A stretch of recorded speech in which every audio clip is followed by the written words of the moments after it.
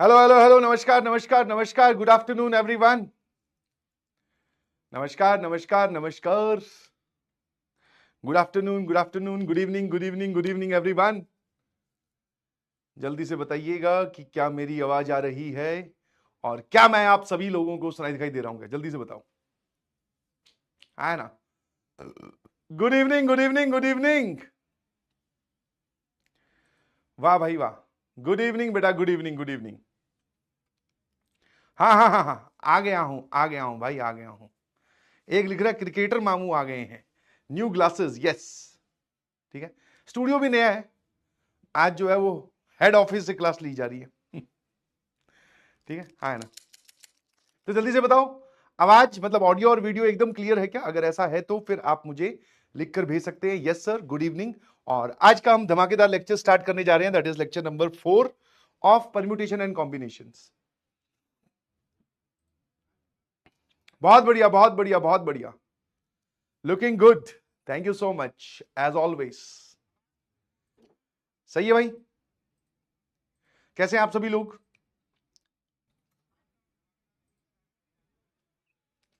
ये वाह वाह वाह वाह। चलिए, तो लेक्चर नंबर 4 में सर हम किस किस चीज की बातें करेंगे? सर आज हम बात करेंगे रेस्ट्रिक्टेड सिलेक्शन की, और फिर यूजेस ऑफ एनसीआर देखेंगे। ठीक है, यूजेस ऑफ एनसीआर देखेंगे, रेस्ट्रिक्टेड सिलेक्शन की बात करने वाले हैं। ठीक है ना? कूल लग रहे हो सर, बहुत बढ़िया, शाबाश। तो मेरी आप सभी लोगों से रिक्वेस्ट होगी, और मेरे ख्याल से आपके ही कमेंट पढ़कर मैं ये वापस बात आपको रेसिप्रोकेट कर रहा हूं कि भाई ये चैप्टर बड़ा ही मजेदार है, बट येट साथ साथ में सर सोचने वाला भी है। हमें हर चीज में जाकर ये सोचना पड़ेगा कि हमें इसमें क्या करना है, सिर्फ सिलेक्शन या अरेंजमेंट, और अरेंजमेंट में भी क्या कंडीशन दे रखी है। क्या ये बात समझ में आई? है ना? जो लोग लिख रहे हैं लो वॉइस, तो आई होप कि ऐसा तो कुछ है नहीं, क्योंकि मैं भी यहां पर अपना लेक्चर चलाए बैठा हूं। आवाज इज वेरी क्लियर। एक बार सभी लोग लिखकर भेजें। स्मार्ट लग रहे हो sir, thank you so much. ठीक है ठीक है ठीक है। हम्म, एक पूछ रहा सर क्रिकेट के आगे डबल क्वेश्चन मार्क लगा। अरे कुछ नहीं, वो इंस्टाग्राम पे एक वीडियो डाली थी यार, वो क्रिकेट वाली, खेलते रहते हैं ना। हाँ, कल रात को तुम्हें बोला था कि क्रिकेट खेलने जा रहे हैं। वो पिछले हफ्ते की है, कल भी बढ़िया मैच हुए, ज्यादा थोड़े हार गए, कोई बात नहीं। 5 मैच खेले जिसमें से 3 हार गए, 2 जीत गए। हार जीत तो लगी रहती है, बढ़िया, एक अच्छी एक्टिविटी है। ऑल गुड ऑल गुड, सही है। स्टार्ट करें। तो मैंने अगर आपसे पूछूं कि लास्ट क्लास में क्या देखा, तो बेसिकली सर हमने 2 फॉर्मूलाज देखे। ठीक है, अब उन 2 फॉर्मूलाज का आपको यह पता होना चाहिए ये दोनों फॉर्मूलाज करते क्या है। जैसे फॉर एग्जांपल एनपीआर, पहले तो ये बताओ एनपीआर की वैल्यू क्या होती है sir? Where P stands for permutation, sir इसकी वैल्यू होती है एन फैक्टोरियल अपॉन दोनों का difference, that is N minus R का फैक्टोरियल। सर ये वाला। फिर एक चीज और हमने देखी थी, हेलो हेलो नजरें एकदम स्क्रीन पर, दैट इज एनसीआर। एनसीआर क्या होता है बेटा? सर जिसमें एन फैक्टोरियल आता है, अपर सफिक्स वाला फैक्टोरियल, एन का फैक्टोरियल, फिर दोनों के डिफरेंस का फैक्टोरियल भी आएगा, और यहां पर जो है सर वो एक आर फैक्टोरियल भी आएगा। अब मैंने कहा ये दोनों काम कैसे करते हैं ये भी आपको पता होना चाहिए, क्योंकि कंफ्यूज होने वाली बात तो कुछ है ही नहीं। ठीक है, कंफ्यूज होने वाली बात तो कुछ है ही नहीं कि सर एनपीआर कब लगाना है, एनसीआर कब लगाना है। This is used for selection. ठीक है, ये किस लिए यूज होता है? सिर्फ सिलेक्शन के लिए। सिलेक्शन बोल दो या फिर आप उसको कॉम्बिनेशंस बोल दो। ठीक है ना?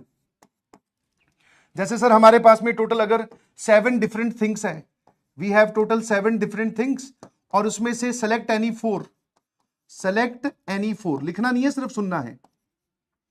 तो सर ये वाला फॉर्मूला लगेगा, बिकॉज आपने बोला कि सिलेक्ट, सिर्फ हमें सिलेक्ट करना है। और हर सवाल में जाकर आप अपने आप से ये सवाल पूछेंगे कि भाई सिर्फ सिलेक्ट करना है, सिर्फ सिलेक्ट करना है या फिर सिलेक्ट और अरेंज दोनों करना है? क्योंकि अगर सिर्फ सिलेक्ट करना है, जैसा कि यहां पर है 7 डिफरेंट चीजों में से 4 डिफरेंट चीजें सिलेक्ट करनी है, तो आंसर इज सर 7C4। अब इसकी न्यूमेरिकल वैल्यू मेरे ख्याल से आप लोग कैलकुलेट कर लेंगे। और वहीं पर अगर मैं बोलूं कि this thing is use for arrangement, ये वाली चीज किस लिए यूज होती है sir? Selection and then arrangement, या फिर आप बोल सकते हो सर दैट इज परम्यूटेशंस। मैंने कहा इस फॉर्मूले में क्या काम होता है, कोई बता सकता है इस फॉर्मूला में क्या काम होता है, जल्दी से बताओ। What is the role of NPR, ये क्या कर देता है जब हम किसी पे ये फॉर्मूला लगाते हैं। जैसे मान लो मैं लिख दूं कि 7p4, तो क्या आप मुझे बता सकते हो उसने अब क्या किया, मतलब what are these method. 7p4 हमें क्या जवाब देगा, बोलो बोलो बोलो। 7p4 क्या जवाब देने वाला है, क्या कर रहा है एक्चुअल में ये। सर ये सिलेक्शन के साथ साथ अरेंजमेंट भी कर दे रहा है। मतलब इसने क्या किया, उन 7 में से 4 लोगों को सिलेक्ट किया और एक लाइन में अरेंज भी कर दिया। समझ में आया? मतलब इसकी वैल्यू आप बोलोगे sir obviously 7 factorial upon 3 factorial, दोनों का डिफरेंस। बट इसमें सर सिलेक्शन और अरेंजमेंट दोनों हो गए हैं। मतलब इसमें उसने किया कि 7 में से 4 लोगों को सिलेक्ट किया और एक लाइन में बिठा दिया। इसमें उसने क्या किया, सिर्फ 7 में से 4 लोगों को सिलेक्ट किया, आगे उसने कुछ भी नहीं किया, है ना। अब इस फॉर्मूले की जो यूजेबिलिटी है वो थोड़ी कम है, कारण क्योंकि अरेंजमेंट में बहुत सारी कंडीशंस होती हैं सर, कि स्टार्टिंग ए से होनी चाहिए, एंडिंग बी से होनी चाहिए, है ना। स्टार्टिंग में ये वाला आना चाहिए, स्टार्टिंग में ये वाला नहीं आना चाहिए, बहुत सारी चीजें होती है। तो अरेंजमेंट में हम डायरेक्टली ये वाली चीज नहीं लगा सकते। वैसे ही कंडीशन सिलेक्शंस में भी होती हैं कि ये सेलेक्ट होना चाहिए, ये नहीं होना चाहिए, आज हम सवाल देखेंगे। तो इसको और इसको यूज करते वक्त थोड़ा सा सावधानी बरतिएगा। But this is for selection, this is for selection then arrangement. मैंने कहा एक और तरीका भी हो सकता है क्या, मतलब इसी चीज को करने का। मतलब एक और तरीका जो कि मैं आपके दिमाग में डालना चाहूंगा ये वाली बात, कि इसने क्या किया, 7 में से पहले 4 लोगों को सिलेक्ट किया, तो 7c4, मतलब इस वाली प्रोसेस के आगे उन 4 लोगों को एक सर्कल पे, या एक सर्कल नहीं, एक लाइन पे अरेंज कर दिया। तो ये वाली जो वैल्यू है ये इसी के बराबर है, और इसकी वैल्यू फिर सर फाइनली यही आती है। चाहो तो आप इसको ओपन करके देख लो। Got it? क्या ये बात क्लियर है ना? क्या मेरी बात क्लियर है क्या भाई? लो वॉइस कैसे लिख रहे हो? आवाज क्लियर है भाई एकदम? एक बार यस और नो में जवाब दे कि आवाज कैसी है। अगर एकदम सही है तो थम्स अप, और ठीक नहीं है तो थम्स डाउन। आवाज एकदम सही है तो थम्स अप, अगर ठीक नहीं है तो थम्स डाउन, वरना फिर उसके बाद में ब्लॉक करने स्टार्ट कर दूंगा। हाँ जल्दी से पोल में जवाब देंगे सभी लोग। आवाज एकदम सही है तो थम्स अप, सही नहीं है तो थम्स डाउन। इको हो रही है, कोई बात नहीं, इको चलता है भाई एक दिन के लिए।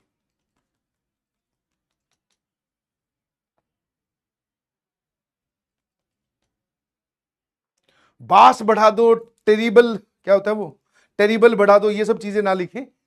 तुम तो जो पूछा है वो बताओ। और मेरे ख्याल से एकदम सही है, क्योंकि मैं साथ में यहां पर मोबाइल में भी क्लास चलाए बैठा हूं, मुझे अपनी आवाज सुनाई दे रही है, एकदम मस्त है। नो लो एकदम परफेक्ट है। ओ भाई 80% जनता बोल रही है एकदम परफेक्ट है। अब जिनकी आवाज गड़बड़ आ रही है तो भाई देख लीजिए। तो इस सवाल का जवाब बताओ। तो ये तो बहुत ही आसान सा क्वेश्चन था यार, जल्दी से बताएंगे सभी लोग इसका जवाब। दैट इज 30 सेकंड का पोल कंडक्ट करवाते हैं, सिंगल करेक्ट। वो बोल रहा है 2np4, तो 2np4 की वैल्यू हो जाएगी दैट इज 2n का फैक्टोरियल अपॉन डिनोमिनेटर में क्या आएगा सर, इन दोनों का difference, that is 2n minus 4 का फैक्टोरियल, है ना, is equal to sir 396 into np2। np2 क्या होता है sir, that is n factorial upon दोनों का डिफरेंस n माइनस 2 का फैक्टोरियल। अब हमें ये बात पता है कि सर बड़े फैक्टोरियल में से छोटा फैक्टोरियल निकल जाता है। n की वैल्यू बहुत सारे बच्चों ने कमेंट कर दी है, सामने देखना। क्या मैं 2n को 2n into 2n minus 1 into 2n minus 2 into 2n minus 3 into 2n minus 4 का फैक्टोरियल लिख सकता हूं? ईमानदारी से बताओ। This is something like nothing but 11 factorial या 12 फैक्टोरियल को मैंने क्या लिखा है, 12 into 11 into 10 into 9 into 8 factorial, ऐसा लिख सकता हूं, कोई दिक्कत तो नहीं है। और डिनोमिनेटर में क्या है सर हमारे पास में 2n माइनस 4 का फैक्टोरियल। सिमिलरली सर यहां दे रखा है आपने 396। अब इस n फैक्टोरियल को भी लिखो n minus 1 into n minus 2 का फैक्टोरियल, और यहां पर भी सर n माइनस 2 का फैक्टोरियल। अब जो जो चीजें कॉमन आ रही है सर वो उड़ाओ, ये और ये गया, ये और ये गया, फिर सर ये n और ये n गया, और ये वाले जो ब्रैकेट है ये आपको दिखाई दे रहा है, this is 2 into N minus one factorial, sorry 2 into N minus one, तो ये एन माइनस वन भी गया। तो मैंने कहा यार लेफ्ट साइड में क्या बचा जरा बताना सर, एक टू, तो यहां बच गया सर 4, फिर this into this 2n minus one into 2n minus three, और सर इधर बच गया सिर्फ 396। यहां तक एग्री करो भाई, 2n minus one, 2n minus three, इसको 2 कॉमन लेकर n माइनस वन वो इधर उड़ाया, ठीक है, आंसर आ चुका है, बस खेल खत्म। सर इस 4 को इधर डिवाइड कर दो, मैंने कहा बिल्कुल सही, तो 9 4 जा 36 है ना, 9 4 जा 36 एंड फिर 9 4 जा 36, तो 99 आ गया सर ये तो। अब मैंने कहा 99 को ऐसे लिख ले, चाहे तो क्वाड्रेटिक बना ले तो भी कोई दिक्कत नहीं है, 9 इंटू 11 लिख ले यार,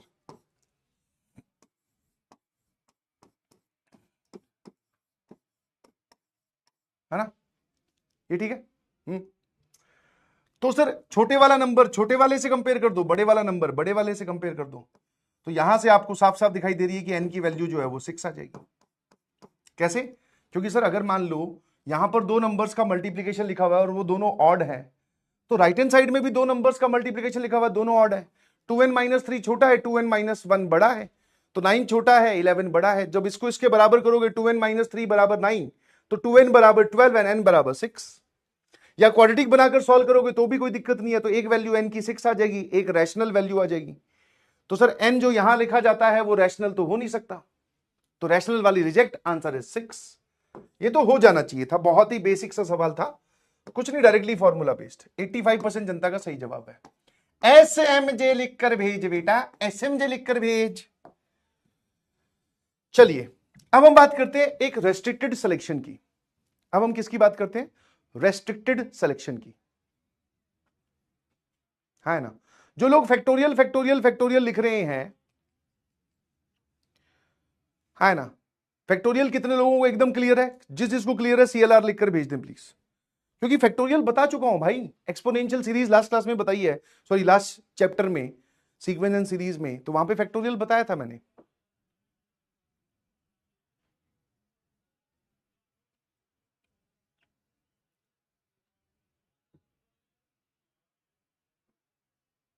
हाँ, डिब्बी 7 डिब्बी 8 उसकी बात बाद में करेंगे, पहले आप यहां देख लीजिए प्लीज, क्लियर है। अब जरा देखना, this is the example of restricted selection. Language पढ़नी है फिर ध्यान से देखना है, मैं आपको समझा रहा हूं, प्लीज देखना ध्यान से। 5 boys are selected out of 9 boys. हमें 5 बॉयज सेलेक्ट करके लाने हैं 9 बॉयज में से, ठीक है। पहले पार्ट में कंडीशन क्या है? 2 particular boys will not serve together. अब इस बात की अंग्रेजी का हिंदी में मतलब क्या है कि उन 9 में से कोई 2 ऐसे बच्चे हैं जो आपस में एक साथ नहीं आना चाहते। मतलब कि वैसे तो सिंपल सिंपल समझ में आता है sir, total we have 9 boys, इसमें से सेलेक्ट एनी 5, तो आप क्या बोल दोगे सर? सेलेक्ट एनी 5 के लिए हम बोल देंगे sir that is 9C5। But ये इस सवाल का जवाब नहीं है, बिकॉज यहां पर एक कंडीशन दे रखी है अंग्रेजी में, जिसका मतलब मैं आपको समझा रहा हूं। उसका मतलब क्या है, मेरी बात ध्यान सुनना।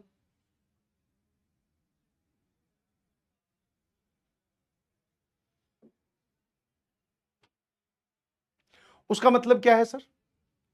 उसका मतलब यह है कि 9 में से 5 बच्चे सेलेक्ट करने हैं, कोई दिक्कत नहीं है, बट 2 पर्टिकुलर बॉयज एक साथ नहीं आएंगे।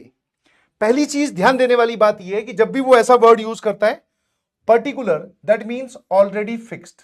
पर्टिकुलर बोल दो या स्पेसिफिक बोल दो, इसका मतलब होता है ऑलरेडी फिक्स्ड। मतलब कि उनको सेलेक्ट करने की जरूरत नहीं है, no need to select them.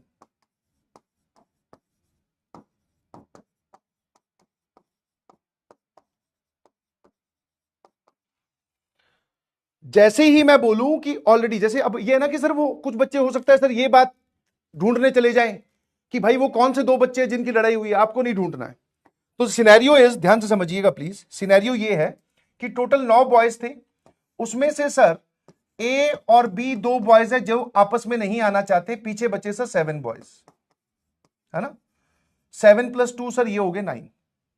अब आपको 5 बच्चे सेलेक्ट करने हैं, कंडीशन ये है कि will not serves together. Not serve together का मतलब समझ में आया कि इनकी आपस में लड़ाई हो रखी है। हाँ है ना, इसने जो है वो ये भी सेम कैंडिडेट को मैसेज भेज रहा था, ये भी सेम कैंडिडेट को मैसेज भेज रहा था, तो दोनों ने एक दूसरे को देख लिया, बोले यार ये भी वहीं अटैक कर रहा है जहां मैं अटैक कर रहा हूं, तो इससे लड़ाई होगी इसकी। तो विल नॉट सर्व टुगेदर का मतलब अब हम समझेंगे, ठीक है। तो सर अब हमें 5 बॉयज सेलेक्ट करने हैं, ध्यान सुनना, इसको बोलते हैं रेस्ट्रिक्टेड सिलेक्शन। 5 बॉयज। अब वो 5 बॉयज के केसेस देखो, अगर 5 बॉयज के केसेस देखना, अगर ए आता है तो ऑब्वियसली सर बी नहीं आएगा, और अगर बी आता है तो ए नहीं आएगा, क्योंकि आपने बोला ना विल नॉट सर्व्स टुगेदर, है ना, आपने यही बोला ना कि विल नॉट सर्व्स टुगेदर। क्या मेरी बात समझ में? अब यहां पर एक केस मिस हो जाता है, वो ये वाला है कि दोनों की अगर लड़ाई हुई हुई है, उन्होंने बोला कि हम एक साथ नहीं आएंगे, तो दोनों को ही दफा करो। बोले भैया अपने घर जाके लड़िए, हम यहां पे पढ़ाई लिखाई की बातें कर रहे हैं। तो यहां पर 3 केस बनते हैं कि ए आया तो बी नहीं आया, ए नहीं आया तो बी आ गया, है ना, और दोनों ही नहीं आए। तो एक तरीका तो ऐसे सोचने का। अब इसके करस्पॉन्डिंग सिलेक्शन देखना कैसे करेंगे। ए पर्टिकुलरली फिक्स्ड है तो ए को सिलेक्ट करने का एक ही तरीका, या फिर आप बोल दो 1C1, ठीक है। अब सर हमें टोटल चाहिए थे 5 बॉयज, एक लड़का आप ऑलरेडी सेलेक्ट कर चुके हो, कौन है वो? ए। तो इन 7 में से कोई भी 4 सेलेक्ट करो। बच्चे यहां पर जनरली आंसर बोलते हैं 7C5। 7C5 नहीं भाई, ए आ चुका है उस टीम में जो आप बना रहे हो 5 लोगों की, या 5 बच्चे जो आप सेलेक्ट कर रहे हो। ए आने का मतलब कि ए इज इंक्लूडेड, तो बच्चे तो 5 चाहिए थे आपको, तो अब तो 4 ही बचे ना, वो 4 कहां से सेलेक्ट करोगे? सर यहां से, ठीक है। फिर दूसरा, अगर ए नहीं आना चाहता, मतलब ए को हमने रिजेक्ट कर दिया, तो बी को ले आए। बी अकेला है, बी को सिलेक्ट करने का तरीका is 1C1 multiplied by, sir अभी भी हमें टोटल 5 बच्चे सेलेक्ट करने हैं, तो इन 7 में से कोई भी 4 उठा लो, और ए और बी दोनों ही नहीं आ रहे, इन दोनों को ही हटा दिया, तो बच्चे तो हमें 5 चाहिए, तो सर इन 7 में से कोई भी 5 आपको उठाने पड़ेंगे। ये हमारी कंडीशन कंप्लीट हो गई, ठीक है, ये हमारा कंडीशन कंप्लीट हो गया। And this is the FNF will not serves together का केस। समझ में आया? है ना, केस समझ में आया? है ना, बोलो बोलो बोलो बोलो, क्या ये बात क्लियर है? क्लियर है तो CLR लिखकर भेजें प्लीज। अब इसमें एक बच्चा, ये वाला जो तरीका है सर, ये तो हमें समझ में आया। एक सोच ये भी लगा सकते हैं, जरा देखना, टोटल सर 9 बॉयज थे, जिसमें से 2 वो हैं जिनकी आपस में लड़ाई हो रखी है, और पीछे बचे 7 बॉयज। तो एक बच्चे ने ऐसे सोचा कि सर एक काम करते हैं, इसमें से कोई भी 5 उठा लेते हैं, 9C5। अब इसको सोचने का दूसरा तरीका, मैंने कहा 9C5 तो गड़बड़ है, क्योंकि उसने बोला कि ए और बी एक साथ नहीं होने चाहिए। तो तूने इसमें से एक्स्ट्रा केस कौन से काउंट कर लिए? इसमें क्या एक्स्ट्रा है? इसमें what is extra cases? Extra cases कौन से हैं, जल्दी से कमेंट सेक्शन में बताओ कि इन 9C5, इन 9 में से जब मैंने 5 बच्चों को उठाया या सेलेक्ट किया, तो कौन से ऐसे केसेस है जो मैंने एक्स्ट्रा गिन लिए? सर जब A and B both together, जब दोनों एक साथ आ गए, वो वाले सर एक्स्ट्रा केस है। हो सकता है ना ए और बी भी सेलेक्ट हो गए हो, ए एंड बी, तो ठीक है भाई, लो माइनस कर देते हैं वो वाले cases when A and B both are together, जब दोनों एक साथ सेलेक्ट हो गए हो। तो ए और बी आपने सेलेक्ट कर लिए, इनको सेलेक्ट करने का एक ही तरीका है, क्योंकि ये 2 लोग हैं, 2C2, 1 की जगह चाहो तो 2C2 लिख लो, उसकी वैल्यू 1 ही होती है, मल्टीप्लाइड बाय टोटल 5 बच्चे सेलेक्ट करने थे, दिमाग में हमेशा अपर लिमिट ध्यान रखिएगा प्लीज। टोटल 5 बच्चे सेलेक्ट करने थे, 2 आपने सेलेक्ट कर लिए, 2 कौन कौन से? ए और बी। इनको सेलेक्ट करने के नंबर ऑफ वेज 1 है। अब पीछे कितने बच्चे बचे? सर हमें 3 बच्चे और चाहिए, कहां से उठाओगे? सर यहां से, दैट इज 7C3। इसका किसी ने वैल्यू कैलकुलेट की है? What is the value of this? तो सर 7C5 हमारे पास में होता है 7, 6 और 2, ये कितना आ जाएगा सर? 3। सर ये आ रहा है 21। 7C4 कितना होता है? 7, 6, 5, 4 गया, 3, 2, 1। सर ये होता है 35, 35, और सर ये भी होता है 35। तो सर ये पूरा हमारे पास में आ रहा है 91। अब आप ये वाला कैलकुलेट करो, है ना।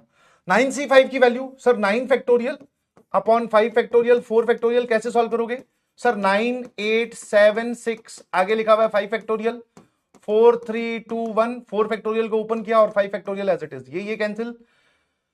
हाँ 4 इंटू 2 8 गया सर 3 3 जा 9 गया तो सर ये कितना लिखा हुआ है 42 इंटू 3 6 और 12 दिस इज 126 माइनस 7C3 अभी अभी आपने कैलकुलेट किया था 7C4 और 7C3 बराबर होते हैं तो ध्यान से देखिएगा प्लीज ये भी 91 के ही बराबर आ रहा है। क्या ये बात क्लियर है भाई सभी को? तो क्या आप ऐसे भी सोच सकते हो है ना, क्या आप ऐसे भी सोच सकते हो बोथ आर सेम। ठीक है अब जरा देखना अब अगले वाला जो केस है उसमें वो क्या बोल रहा है इसको आपको समझना पड़ेगा और मुझे तुम लोग अंग्रेजी के स्टूडेंट हो तो मुझे बताना कि अगले वाली लैंग्वेज में वो क्या बोल रहा है क्योंकि language is the most important part.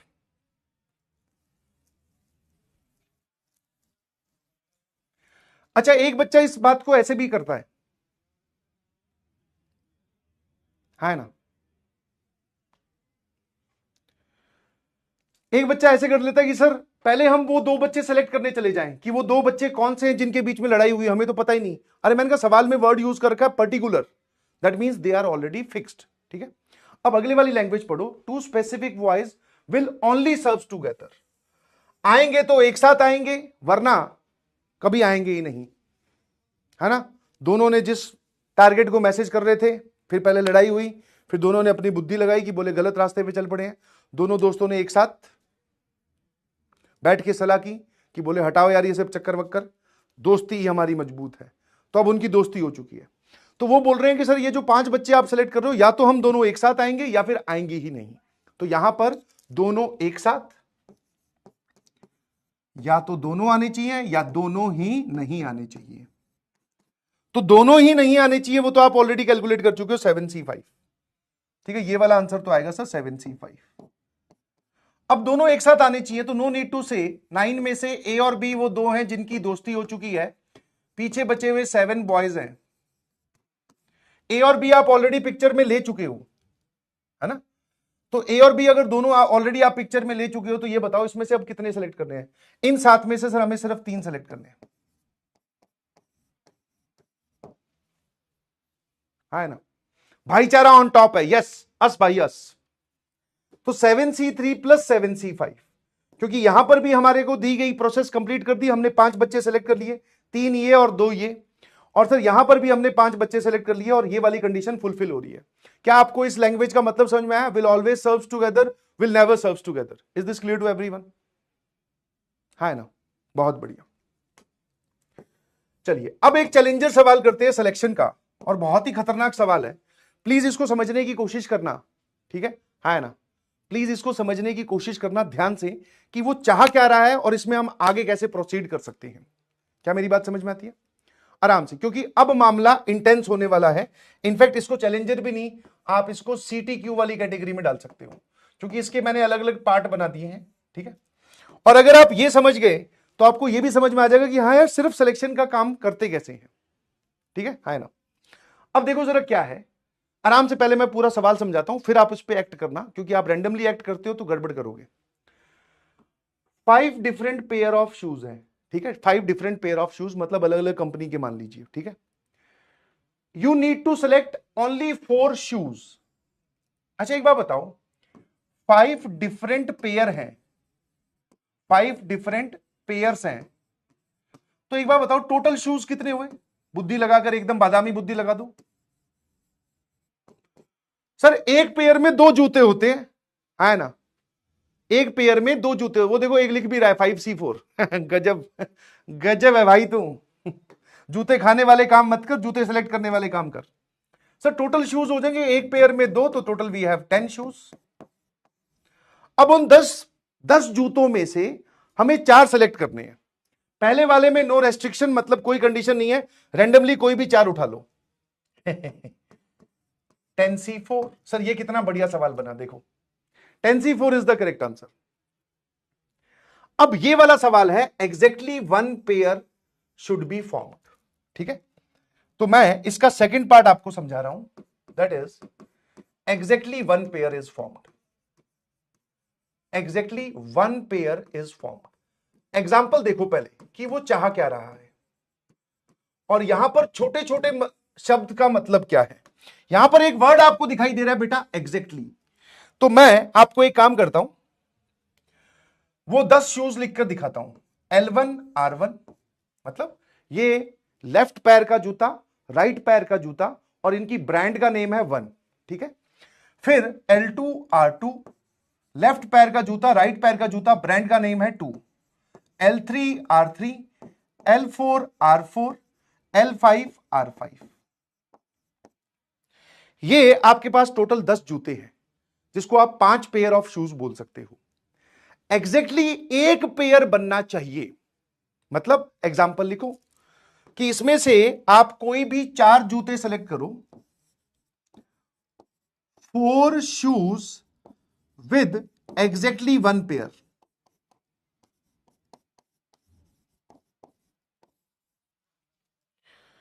Four shoes with exactly one pair. जल्दी से बता दो मुझे, आंसर मत बताओ, आंसर मत बताओ कि वो कौन से वाले की बात कर रहा है, कि इसमें क्या जूते तो 4 उठाने हैं, एक पेयर का मतलब। जैसे एग्जाम्पल के तौर पे मैं बताऊं, L1 R1 L3 L4। अगर मैं आपको 4 जूते दूं, ये वाले 4 जूते, तो इसमें तुम ये बोलोगे कि सर ये देखो ये बन गया पेयर, एक ही पेयर बन रहा है सर। पेयर मतलब सेम ब्रांड के लेफ्ट राइट के दोनों जूते। पेयर का मतलब बता देता हूं कि ये है pair, this is pair 1, this is pair 2, 3, 4, 5। तो पेयर किसको बोल रहा हूं, जब L1 R1 एक साथ आ जाएंगे, L2 R2 एक साथ आ जाएंगे, ठीक है। इसको पेयर मत बोल देना, कि जैसे कुछ बच्चे इसको भी पेयर बोल देते हैं, L1 R2 और R3 R4। ये वाला अलाउड है, ये वाला अलाउड नहीं है, क्योंकि इसको आप पेयर में कंसीडर नहीं करोगे। This is not a pair. पहले आप पेयर का मतलब समझो कि जो सेम ब्रांड के लेफ्ट और राइट पैर के जूते हों, उसको मैं पेयर बोल रहा हूं, ठीक है। है ना, ठीक है, ये समझ में आया, ये पेयर बना। और एग्जांपल लिखो जिसमें सिर्फ एक ही पेयर बने।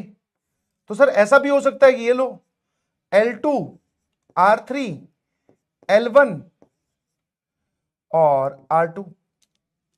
क्या इन 4 जूतों में एक ही पेयर बन रहा है? तो हां सर एक ही पेयर बन रहा है। वो कौन सा है? L2 R2 का। इन दोनों का तो पेयर बना ही नहीं सकते आप। कितने लोगों को एग्जाम्पल एकदम क्लियर है? कितने लोगों को एग्जाम्पल एकदम क्लियर है? आंसर मत बता बेटा, जो चीज देखो थॉट डेवलप करने के लिए ना, तू क्या अपना आंसर बताता रहेगा तो तू इस सवाल को समझ ही नहीं रहा है। थॉट डेवलप करने के लिए पहले सवाल समझ। ये समझ में आ गया कि हमें ऐसे सेलेक्ट करने हैं। दैट मीन सर ये बात तो हमें समझ में आ गई कि एक पेयर तो कंप्लीट होना चाहिए, ठीक है। Considering them as a single unit, मान लेते हैं ये सारे जूते एक डब्बे में रखे हुए हैं, मतलब ये 5 जूतों के पेयर डब्बों में रखे हुए हैं, और हमें पता है जूतों के जो डब्बे आते हैं उसमें लेफ्ट राइट दोनों होते हैं, ठीक है। तो पहला केस क्या आया, ठीक है, मैं नंबर ऑफ वेज लिख रहा हूं 5C1। इन 5 डब्बों में से कोई भी एक डब्बा सेलेक्ट कर ले।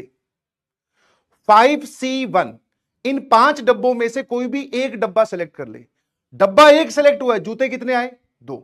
और जो भी डब्बा आप सेलेक्ट करोगे, फॉर एग्जांपल आपने ये वाला डब्बा उठा लिया, तो ठीक है सर आपके पास में L2 R2 आ चुके हैं, क्या दिक्कत है? हमारा पेयर बन चुका है। और जूते कितने आ गए हमारे पास में?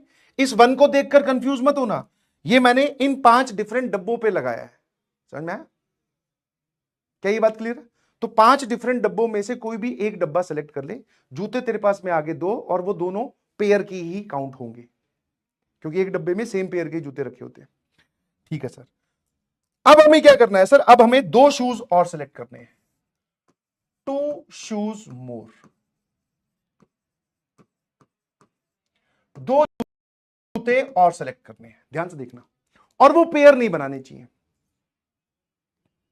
क्योंकि देख लो अगर आपने L1 R1 या L2 R2 सेलेक्ट कर लिया तो इसके बाद में पेयर नहीं बनना चाहिए।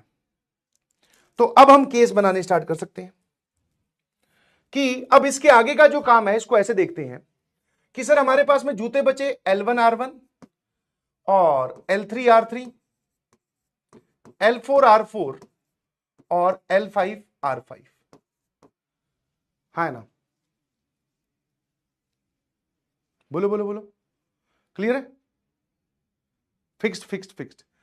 अब इसको दो जूते सिलेक्टेड हो चुके थे, ठीक है? 2 shoes of same pair are selected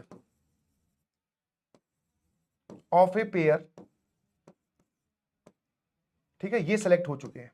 अब मुझे दो जूते सिलेक्ट करने हैं इसमें से कि पेयर ना बने, ठीक है? आराम से देखना। तो सर एक बच्चे ने बोला सर दोनों अगर लेफ्ट लेफ्ट पैर के जूते हो तो पेयर कभी बनेगा ही नहीं। मैंने कहा यार ये तो तू बढ़िया सोच रहा है, दोनों अगर लेफ्ट लेफ्ट पैर के जूते हो तो कभी पेयर नहीं बनेगा। मैंने कहा ठीक है, अब सिर्फ इस पे फोकस कर, मैं सेकंड प्रोसेस की बात कर रहा हूं। इनमें से मुझे दो जूते सेलेक्ट करने हैं और सर दोनों राइट राइट पैर के जूते हो तो भी कभी पेयर नहीं बनेगा। मैंने कहा क्या ये कंप्लीट केस है? कम सोचना है, ज्यादा नहीं, पूरा सोचना है, आधा नहीं। सर नहीं, ऐसा भी तो हो सकता है कि एक लेफ्ट का हो एक डिफरेंट राइट का हो, मतलब समथिंग लाइक L4R5, तो ये भी तो पेयर नहीं है। क्या समझ पा रहे हो? है ना? तो अब इसके हिसाब से अगर हम काउंटिंग करें तो लेफ्ट पैर के टोटल जूते कितने हैं? सर लेफ्ट पैर के हमारे पास में टोटल 5 जूते हैं, उन 5 में से कोई भी 2 जूते सेलेक्ट कर लो, ठीक है ना? फिर सर ये भी हो सकता है कि हमने 2 जूते सेलेक्ट कर दिए, हमारी प्रोसेस जो है, ये जो आधा काम बचा था 2 और जूते सेलेक्ट करने थे वो हो चुके हैं। बट इसी काम को हम एक और तरीके से भी कर सकते हैं कि राइट पैर के हमारे पास में टोटल सर 5 नहीं है, 4 है। यहां पर कितने हैं? 4 है, ठीक है? 4 पैर के, सॉरी लेफ्ट पैर के 4 जूते हैं, उसमें से कोई भी 2 सेलेक्ट कर लो। फिर राइट पैर के कितने जूते हैं सर? 4 जूते हैं, उसमें से कोई भी 2 सेलेक्ट कर लो, 4C2। अब एक लेफ्ट का एक राइट का, तो पहले लेफ्ट वाले में से कोई एक सेलेक्ट कर ले, 4C1। मान लेते हैं तूने ये L3 सेलेक्ट कर लिया, ठीक है ना? ठीक है ना? कौन सा सेलेक्ट कर लिया बेटा? L3। साथ साथ में एग्जांपल भी लिख रहा हूं। अगर तूने L3 सेलेक्ट कर लिया तो यहां पर तेरे पास में L3 आ गया, तो सर अब ये बात तो श्योर है कि R3 सेलेक्ट नहीं हो सकता। क्यों? क्योंकि अब अगर R3 सेलेक्ट हो गया तो वो तो पेयर बन जाएगा ना। तो अगर आपने ये वाले लेफ्ट पैर का जूता उठा लिया तो इसके राइट पैर का जूता फेंक दो नदिया में, पीछे बचे सर 3 ही राइट पैर के जूते, और उन तीनों में से कोई एक सेलेक्ट कर लो, है ना?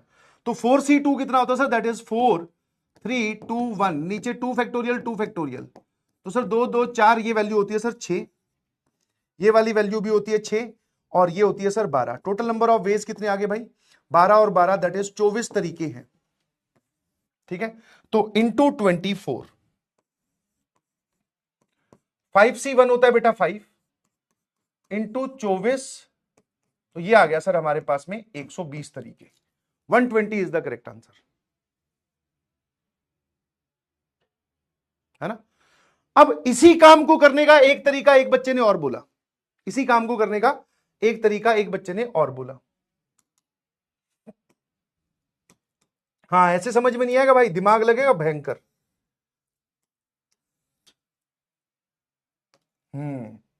तुम क्या है पीएनसी को थोड़े मजे में लेने लगे, बोले सर मोस्ट इंटरेस्टिंग चैप्टर।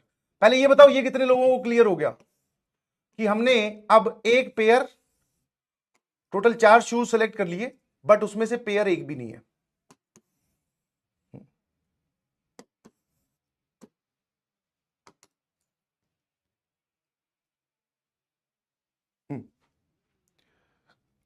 अब बाइजेक्शन से सोचते हैं।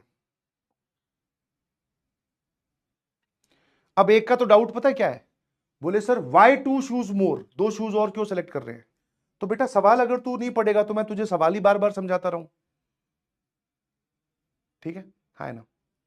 टोटल तुझे 4 जूते सेलेक्ट करने थे, जिसमें से एग्जैक्टली एक पेयर बनना चाहिए, ठीक है? तो सर ये रहा हमारे पास में टोटल 5 पेयर, जिसमें से एक पेयर पहले सेलेक्ट करके लेंगे, और बाद में हमें 2 जूते और क्यों चाहिए? बिकॉज एक पेयर में 2 ही जूते होते हैं, टोटल 4 सेलेक्ट करने थे, तो प्रोसेस अभी कंप्लीट नहीं हुई, तो 2 जूते और। क्या ये बात सही है? अब ये जो 2 जूते और हैं ये पेयर नहीं बनाने चाहिए, जिसको हमने केसेस से किया, जिसको आप बोल सकते हो दिस इज अवर मेथड 1 और दिस इज अवर मेथड 2। अब मैं आपका ध्यान इस बात की ओर ले जाना चाहूंगा कि इसको हम बाइजेक्शन से भी कर सकते हैं, है ना? इसको हम क्या कर सकते हैं? बाइजेक्शन से भी कर सकते हैं। टोटल ये कितने जूते हैं? 8। इसमें से कितने चाहिए? ठीक है, 1 2 3 4 5 6 7 8, टोटल कितने जूते हैं बेटा? 8। कितने चाहिए आपको? सर 2 जूते और चाहिए। तो मुझे एक बात बताओ, अगर मैं 8C2 लगाता हूं तो यहां पर मैंने 8C2 क्यों नहीं लिखा? बताओ बताओ बताओ, मैंने 8C2 क्यों नहीं लिखा? कि आपको सर एक पेयर आप ले गए, उसके बाद में 8 जूते बचे, उन 8 में से कोई भी 2 सेलेक्ट कर लो। उसमें गड़बड़ क्या है? अगर आप वो गड़बड़ बता पा रहे हो, दैट मींस वो आप एक्स्ट्रा केसेस सोच पा रहे हो। अगर आप वो एक्स्ट्रा केसेस सोच पा रहे हो तो उनको घटा दो भाई। बोलो बोलो बोलो। इन 8C2 में दिक्कत क्या हुई? सर इन 8C2 में दिक्कत हुई, ये हुई कि आप इन 8 में से कोई भी 2 जूते सेलेक्ट कर रहे हो। तो अगर ये दोनों सेलेक्ट हो गए तो ये एक और पेयर बन गया, जबकि उसने बोला है एग्जैक्टली एक ही पेयर बनना चाहिए। एग्जैक्टली एक ही पेयर बनना चाहिए मतलब एक ही पेयर बनना चाहिए सर। एक पेयर आप ऑलरेडी बना चुके हो, दूसरा पेयर बन गया तो हां। अब मुझे एक बात बताओ, इसमें क्या मैंने एक्स्ट्रा गिन लिया? तो सर आपने वो वाला केस एक्स्ट्रा गिन लिया जब कोई एक पेयर बन जाए, है ना? व्हेन पेयर इज सिलेक्टेड, यही एक्स्ट्रा गिना है। आप खुद लिख रहे हो इस बात को। तो मैंने कहा यार जब पेयर इज सिलेक्टेड उसके तरीके बता दे। अब वापस 4 पेयर है, इनमें से कोई एक पेयर अगर सेलेक्ट हो जाए तो उसका तरीका क्या है? 4C1। पेयर सेलेक्ट होने के तरीके कितने हैं सर? ये लो, ये पूरा एक डब्बे में, ये पूरा एक डब्बे में, ये पूरा एक डब्बे में, ये पूरा एक डब्बे में। तो सर ये आ जाएगा हमारे पास में 4C1। अब 8C2 की वैल्यू होती है बेटा कितना? 8 × 7/2 दैट इज 28 माइनस 4C1 की वैल्यू होती है 4। सर यही वैल्यू 24 भी आ रही है। इन 8 में से 2 जूते सेलेक्ट करने के बजाय आपने जब 2 जूते सेलेक्ट किए तो हो सकता है सर आपने एक पेयर बना दिया हो, तो वो पेयर वाला केस घटा दो। अब सिंपल सवाल, अब मैं आपसे ये पूछ रहा हूं कि भाई 4 पेयर है, उनमें से एक पेयर सेलेक्ट करना है तो 4C1, क्योंकि जब पेयर की बारी आएगी तो हम इन जूतों को डब्बे में रख देंगे सर।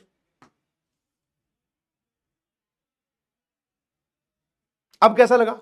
तो या तो ऐसे कर लो एक्स्ट्रा केसेस बाइजेक्शन से, या फिर ऐसे एक एक केस को सोचकर कि जब पेयर तब नहीं बनेगा जब दोनों लेफ्ट के होंगे, दोनों राइट के होंगे, एक लेफ्ट का एक डिफरेंट राइट का, तो आंसर सेम आता है भाई, अगर कॉन्सेप्ट स्ट्रांग है तो हमने अब इस पूरे का अगर मैं FNF लिखूं तो मैंने क्या बोला?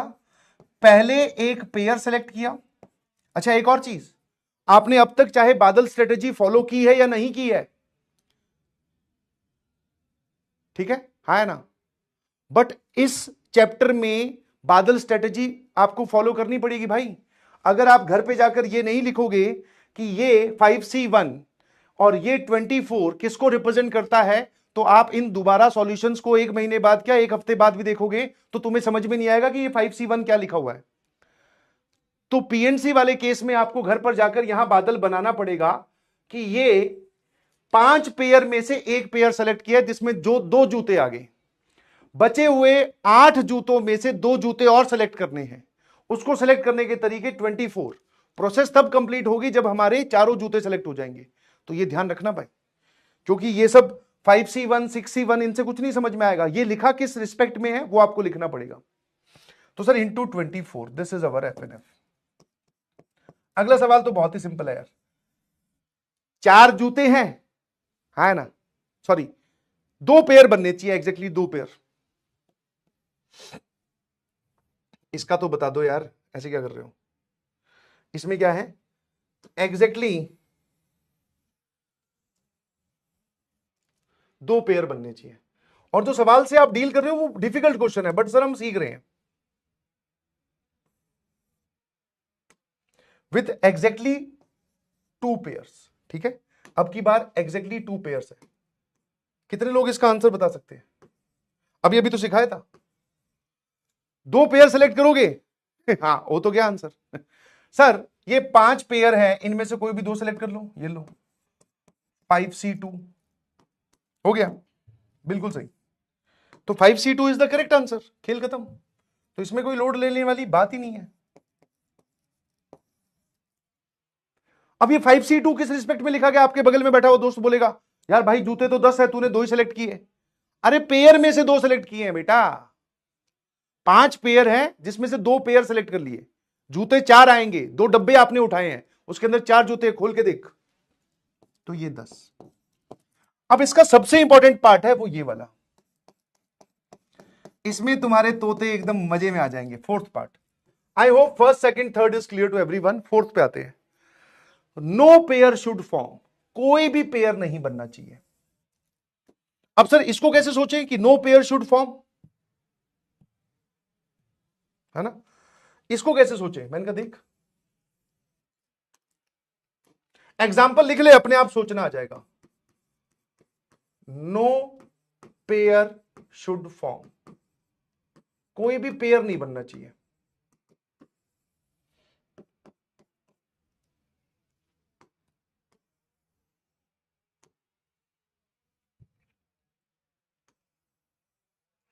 एग्जाम्पल बता सकता है नो पेयर शुड फॉर्म की? कि सर जैसे एक एग्जाम्पल, ये चारों ही लेफ्ट पैर के हों, L1 L2 L3 L4, 4 जूते सेलेक्ट हो गए, कोई पेयर नहीं बना। चारों ही राइट पेयर के हो, R1 R2 R3 R5, कोई पेयर नहीं बना। लेफ्ट और राइट का मिक्सचर ले लेते हैं। लेफ्ट और राइट का क्या ले लेते हैं? मिक्सचर। लेफ्ट और राइट का मिक्सचर ले लेते हैं। मिक्सचर मतलब कि सर इसमें सारे लेफ्ट वाले ऑल L, इसमें सारे राइट वाले ऑल राइट। सर अब एक काम करते हैं,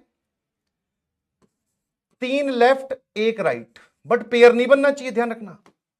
3 लेफ्ट 1 राइट, तो L1 L2 L3 R4, देख लो। फिर सर एक और काम कर लेते हैं, 2 लेफ्ट 2 राइट, बट पेयर नहीं बनना चाहिए, एग्जांपल बताओ। तो 2 लेफ्ट पैर के जूते 2 राइट पैर के जूते, L1 L3 R2 R5, देख लो 2 लेफ्ट पैर के 2 राइट पैर के, पेयर नहीं बन रहा है। फिर सर और क्या हो सकता है? 1 लेफ्ट पैर का और 3 राइट पैर के, ठीक है सर। तो L1 R2 R3 R4, इस प्रकार के एग्जांपल्स। तो क्या आपको बाइफरकेट करके गिनना है? जैसे मैंने आपको बाइफरकेशन बता दी, दीज आर द केसेस, या बाइजेक्शन से गिनना है? तो यहां पर बाइजेक्शन बड़ा बढ़िया काम प्ले करेगा भाई। टोटल आपके पास में 10 जूते थे, उसमें से कोई भी 4 सेलेक्ट करोगे, that is the first case. जो आपने 10C4 लिखा है, इस 10C4 में क्या क्या काउंट हो गया ये बताओ। सर ऑल पॉसिबल कॉम्बिनेशन, मैंने कहा बता दी क्या क्या है। सर इसमें नो पेयर, कोई भी पेयर ना बना हो, ये भी काउंट हो गया। इसमें एग्जैक्टली एक पेयर बना हो,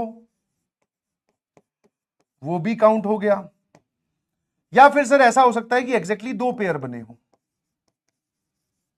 ये भी काउंट हो गया।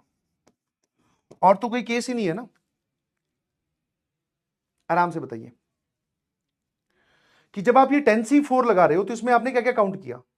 इमेजिन दिस थिंग, 10 में से 4 जूते सेलेक्ट कर रहे हो, तो हो सकता है सर उसमें से एक भी पेयर ना बना हो, ऐसा कुछ कॉम्बिनेशन सेलेक्ट हो गया हो।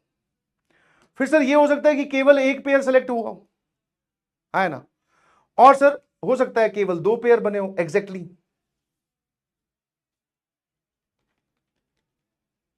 बोलो सर, ये हम ऑलरेडी कैलकुलेट कर चुके हैं। दिस इज 5C1 इंटू 24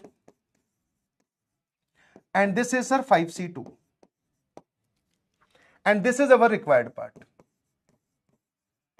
तो रिक्वायर्ड का आंसर बोलोगे कितना आएगा? टोटल में से जो रिक्वायर्ड नहीं है वो घटा दो, ये वाला 5C1 into 24 plus 5C2। FNF बताइए कितना आ रहा है? 205, 206। एक हर्ष भाई साहब है हमारी चैट में, बोले सर एग्जैक्टली 3 पेयर हो गए तो 4 जूतों में 3 पेयर।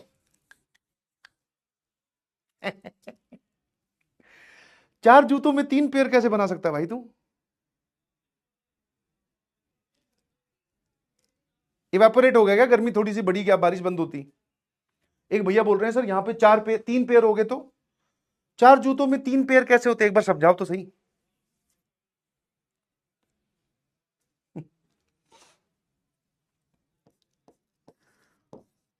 फालतू के डाउट जो आ रहे हैं उनका कोई इलाज नहीं है भाई। 4 जूतों में बोलो तो 3 पेयर हो गए, तो एक बार सोच तो ले क्या बोल रहा है भाई। लोल बोल रहा है ऊपर से। चलिए, आई होप ये आपको सवाल समझ में आया होगा। अब जब आप इसको घर पे जाएं तो इसको रीअटेम्प्ट करना, मजे आएंगे, है ना।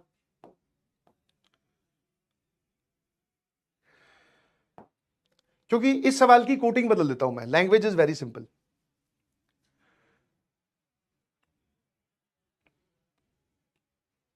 लिटिल गोलू है। अभी मैंने आपको ये सवाल बताया जूतों के हिसाब से, पेयर के हिसाब से। सवाल की लैंग्वेज जरा देखना। Five married couples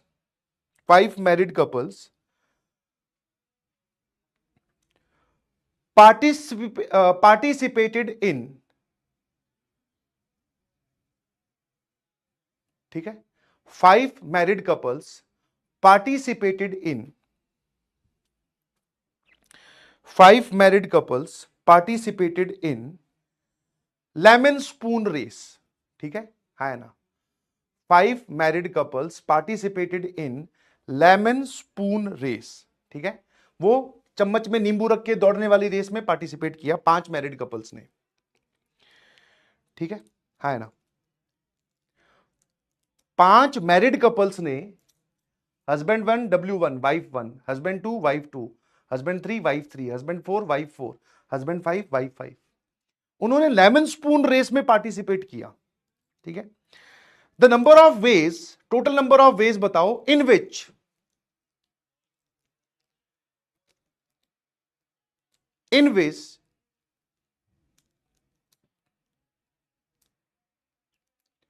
the number of ways, या टोटल नंबर ऑफ वेज बताओ इन विच, उस लेमन स्पून रेस में मुझे 4 इनाम देने हैं। अब मेरी अंग्रेजी खत्म होगी, मैं समझा देता हूं।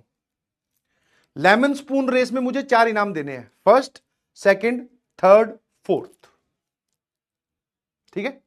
हाँ, टोटल 10 लोगों ने पार्टिसिपेट किया, क्योंकि 5 मैरिड कपल है, तो 10 लोग जो है वो चम्मच में नींबू रख के भागे, और मैं उस इवेंट का ऑर्गेनाइजर हूं, मुझे 4 इनाम देने हैं, फर्स्ट, सेकंड, थर्ड को भी दूंगा, फोर्थ को भी दूंगा। और वो मुझे 4 इनाम इस तरीके से देने हैं कि एक घर पे एक ही इनाम पहुंचे। एक घर पे एक ही इनाम पहुंचे मतलब कि हस्बैंड जीत जाए या वाइफ जीत जाए, क्योंकि जो भी जीतेंगे दोनों एक ही घर में जाएंगे, वहां पे उनके घर में एक इनाम पहुंच जाएगा। कितने लोगों को बात समझ में आई कि ये सेम सवाल है सर, आपने कोटिंग बदल दी कि नो पेयर शुड फॉर्म। क्योंकि मान लो अगर जीतने वाले 4 लोगों में से ये हुए हस्बैंड 1 वाइफ 1, वाइफ 3 और हस्बैंड 4, तो देखो सर ये 4 लोग आए, मान लो ये फर्स्ट आता है, ये सेकंड आता है, ये थर्ड, ये फोर्थ, तो इनका घर तो एक ही है, तो इनके घर तो 2, समझ में आया कि नहीं समझ में आया? इनके घर तो 2 इनाम पहुंच गए। तो लैंग्वेज की कोटिंग समझ में आई कि भैया 10 लोगों ने, 5 मैरिड कपल्स ने लेमन स्पून रेस में पार्टिसिपेट किया है, मुझे 4 लोगों को इनाम देना है, टॉप 4 को, और मैं इस तरीके से इनाम बांटना चाहता हूं कि हर घर में एक ही इनाम पहुंचे। इसका मतलब सर वो जो 4 जीतने वाले होने चाहिए, उसमें जो 4 जीतने वाले होने चाहिए वहां पर कोई भी पेयर नहीं बनना चाहिए, no pair should be formed. तो यही तो आंसर होगा। ईमानदारी से बताइए प्लीज कि आप इस लैंग्वेज वाली चीज को डिकोड कर पा रहे हो कि नहीं, क्योंकि सवाल की कोटिंग कुछ भी कर सकते हैं।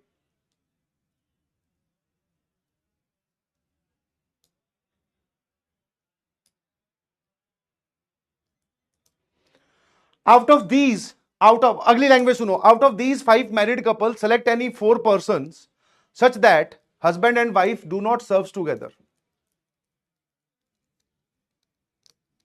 अबे डाइवोर्स वाइवोर्स मत लिख भाई, क्या पागल वागल है क्या? बिल्कुल। इन 5 मैरिड कपल में से 4 पर्सन आपको सेलेक्ट करने हैं such that in 5 married couples में से 4 पर्सन सेलेक्ट करने हैं such that husband and wife not serve together. Husband और वाइफ एक साथ नहीं आएंगे, ठीक है सर। हस्बैंड और वाइफ एक साथ नहीं आएंगे मतलब अगर उसमें से हस्बैंड आ रहा है तो वाइफ नहीं आएगी, वाइफ आ रहा है तो हस्बैंड नहीं आएगा, या फिर दोनों ही नहीं आएंगे। वैसे भी सर टोटल 10 है ना, तो उसमें तो 4 लेकर आ रहे हो, सारे तो आ भी नहीं सकते। समझ पा रहे हो? ये लैंग्वेज वाली चीजें देख लेना प्लीज। सवाल कैसा लगा जल्दी से बताओ, और सवाल अच्छा लगा हो तो इस सवाल का जवाब दीजिए प्लीज, आराम से देख लेना। टाइमलेस पोल स्टार्ट कर रहा हूं जल्दी से, है ना? और no pair should be formed, yes yes yes, बस आपको ये बात समझ में आनी चाहिए, no pair should be formed.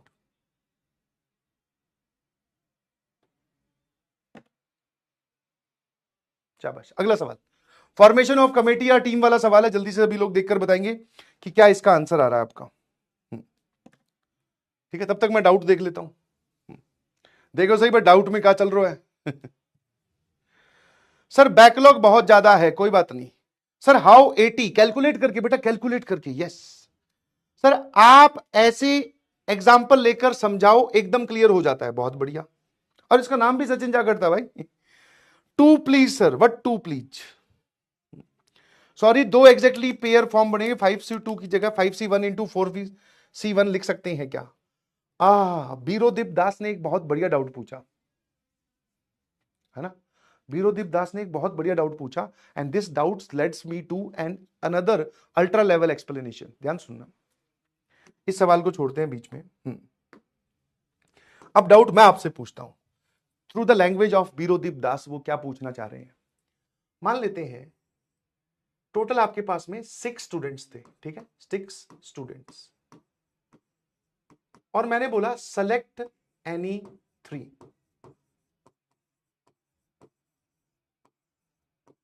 इतना सा सवाल है मेरा, बस आंसर बोलो। 6 टोटल स्टूडेंट्स हैं, उसमें से 3 सेलेक्ट करने हैं, जल्दी से बताओ क्या आएगा।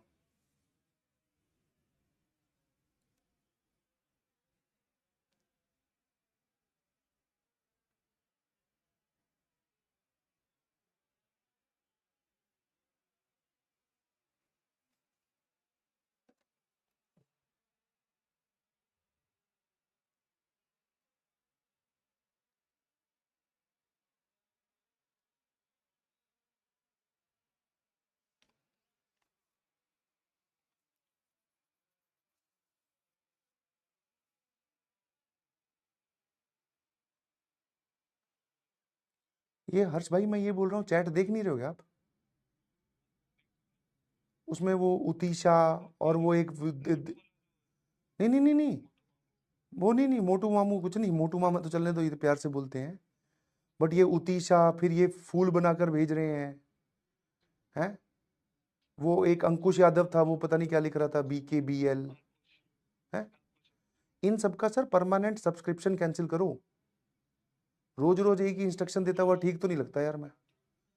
नहीं, अभी दिख जाएंगे आपको, 4-5 मिनट बाद में दिख जाएंगे। ठीक है, तो आपको जो भी डाउट पूछने के अलावा किसी लड़की का नाम लिख रहा है, ये तो बहुत पहले से बोला हुआ है यार, उड़ा दिया करो इनको। परमानेंट, समझ में आया? और आप मुझे आज कम से कम ऐसे 10 भेजोगे जिनको आप परमानेंटली ब्लॉक किया, विद उनका स्क्रीनशॉट कि हाँ ये लिख रहे थे सर ये। जी, घर से फोन आ गया था थोड़ा सा। हाँ, आज घर पे नहीं हो ना इसलिए। ठीक है, हाँ ना। ये कह रहा है सर, वो उसको फोन किया बेचारे को, बोले सर वो जो मोटू मामू लिख रहा है उसको ब्लॉक कर दूं। अरे मैंने कहा वो पढ़ा रहने दे यार, वो तो प्यार से बोलते हैं बच्चे बेचारे।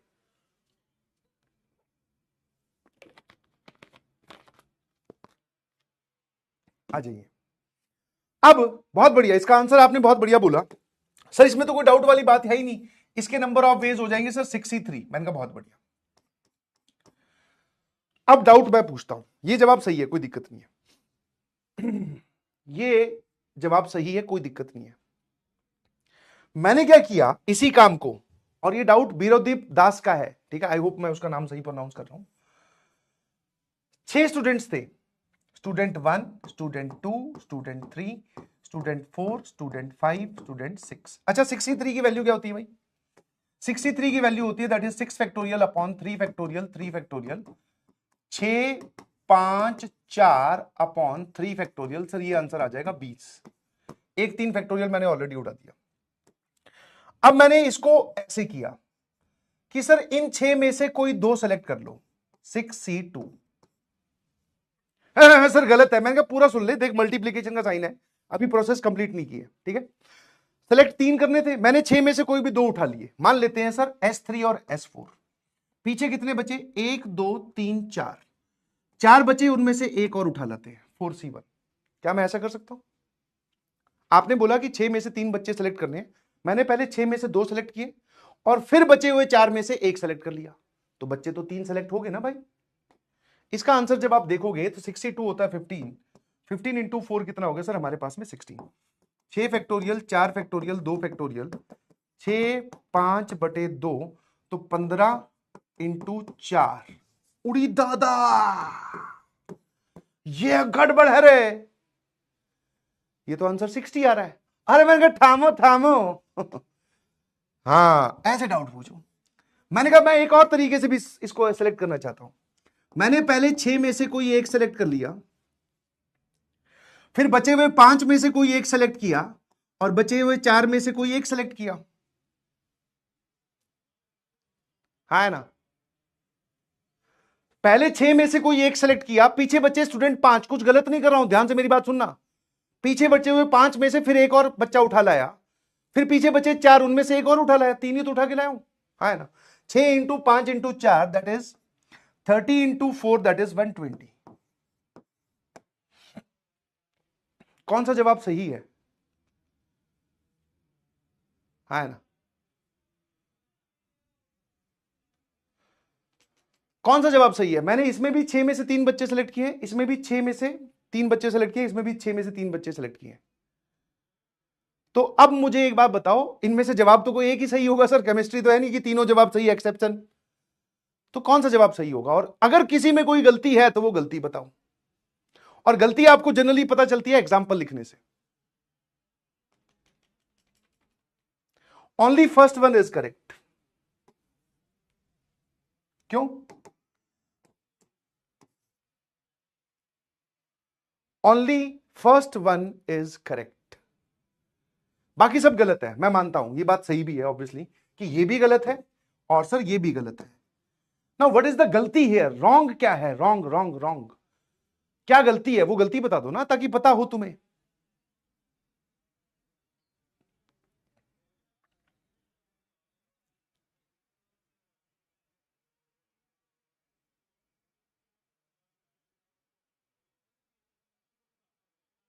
और गलती पता चलेगी एग्जाम्पल लिखने से, ठीक है, हाँ ना। गलती पता चलेगी एग्जाम्पल लिखने से। जैसे मैंने कहा एक काम कर, हाँ रिपीटिशन नहीं हुआ कुछ भी, हर चीज का मतलब ये नहीं होता रिपीटिशन। इन दोनों केसेस में आपने सिलेक्शन के साथ साथ जाने अनजाने में अरेंजमेंट भी काउंट कर लिए।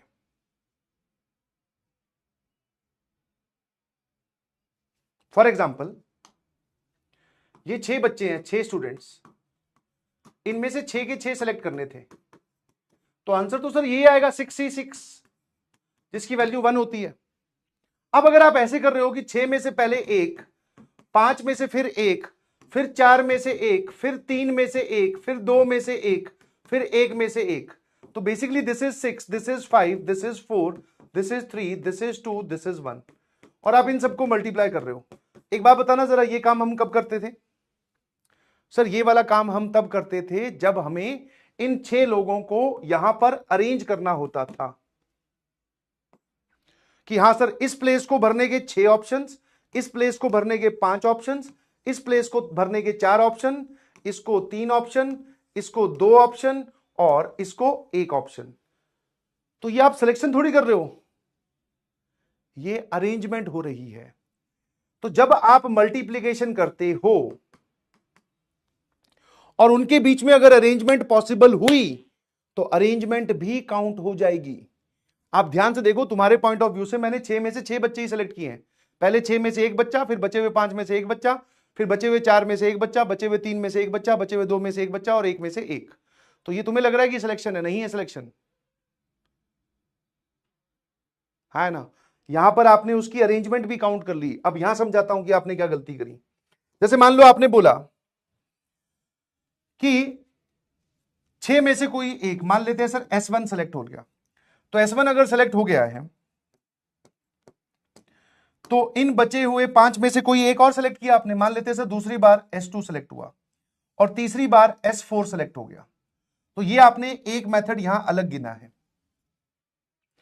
और फिर मान लेते हैं सर दूसरा केस, 6 में से कोई एक, अब की बार पहली बार में S4 सेलेक्ट हो गया, फिर दूसरी बार में सर S1 सेलेक्ट हो गया, और फिर लास्ट वाली बार में सर आपके पास में S2 सेलेक्ट हो गया।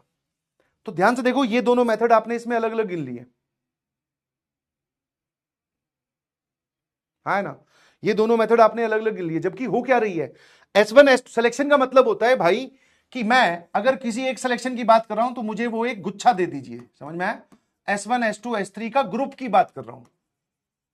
जबकि तुम ये मल्टीप्लीकेशन करके क्या कर रहे हो, उनकी अरेंजमेंट भी कर दे रहे हो। तो ये कारण क्यों है, ये गलत क्यों है, क्योंकि उनके बीच की अरेंजमेंट इज ऑल्सो इंक्लूडेड, इसमें अरेंजमेंट भी इंक्लूड हो गई, है ना। अबे पोल के पीछे पड़े हैं, बोले सर पोल रह गया, पोल रह गया, ऑटोमेटिकली अरेंज हो गए वो। अब यहां ये 6C2, मान लो आपने बोला कि S1 S2 इन दोनों का एक गुच्छा, और यहां पर सर बचे हुए में से 4 में से कोई एक, तो S3 मान लेते हैं, है ना, ठीक है सर। फिर ऐसा भी तो हुआ होगा कि S1 S3 इसमें सेलेक्ट हुए होंगे और S2 यहां सेलेक्ट हुआ होगा, तो ये दोनों सिलेक्शन तो सेम ही है। मैं आपसे पूछूंगी भाई बच्चे कौन से सेलेक्ट हुए, बच्चे कौन से सेलेक्ट हुए, तो आप बोलोगे S1 S2 S3। यहां पर कौन हुए, यहां पर भी S1 S2 S3, तो इनको अरेंज क्यों कर रहे हो आपस में कि ये पहले ये बाद में, इसमें भी अरेंजमेंट काउंट हुआ है ना। I hope you got my point. ठीक है, अब आ जाते हैं पोल पे वापस। तो वो जो बीरोदीप दास जी मुझसे जो डाउट पूछ रहे थे कि 5 पेयर में से हमें 2 पेयर सेलेक्ट करने हैं, तो सर ऐसे नहीं कर सकते 5C1 into 4C1, 5C1 into 4C1 नहीं कर सकते कि पहले 5 पेयर में से कोई भी एक पेयर सेलेक्ट किया, फिर बचे हुए 4 में से एक और सेलेक्ट कर लिया, ऐसा नहीं कर सकते, ठीक है, ऐसा नहीं कर सकते। अच्छा सर इससे बचने का इलाज तो बताओ, क्योंकि हम तो नन्हे बालक हैं, हमसे गलती हो जाएगी। तो बचने का इलाज जो है वो आप ये वाली चीज ध्यान रखना, always select collectively, always select collectively. कभी भी आपको इंडिविजुअली सेलेक्ट नहीं करना है, ठीक है ना, कभी भी आपको इंडिविजुअली सेलेक्ट नहीं करना है कि हाँ भाई कुछ ही हमें ग्रुप में से कुछ लोग उठा के लाने हैं, तो टुकड़ों में नहीं, कलेक्टिवली मतलब एक साथ उठाओ, है ना, इस बात का आपको ध्यान रखना है, ठीक है। दूसरा,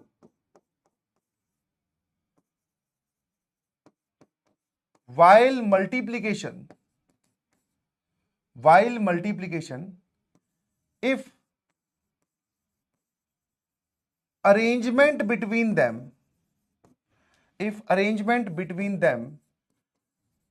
is possible,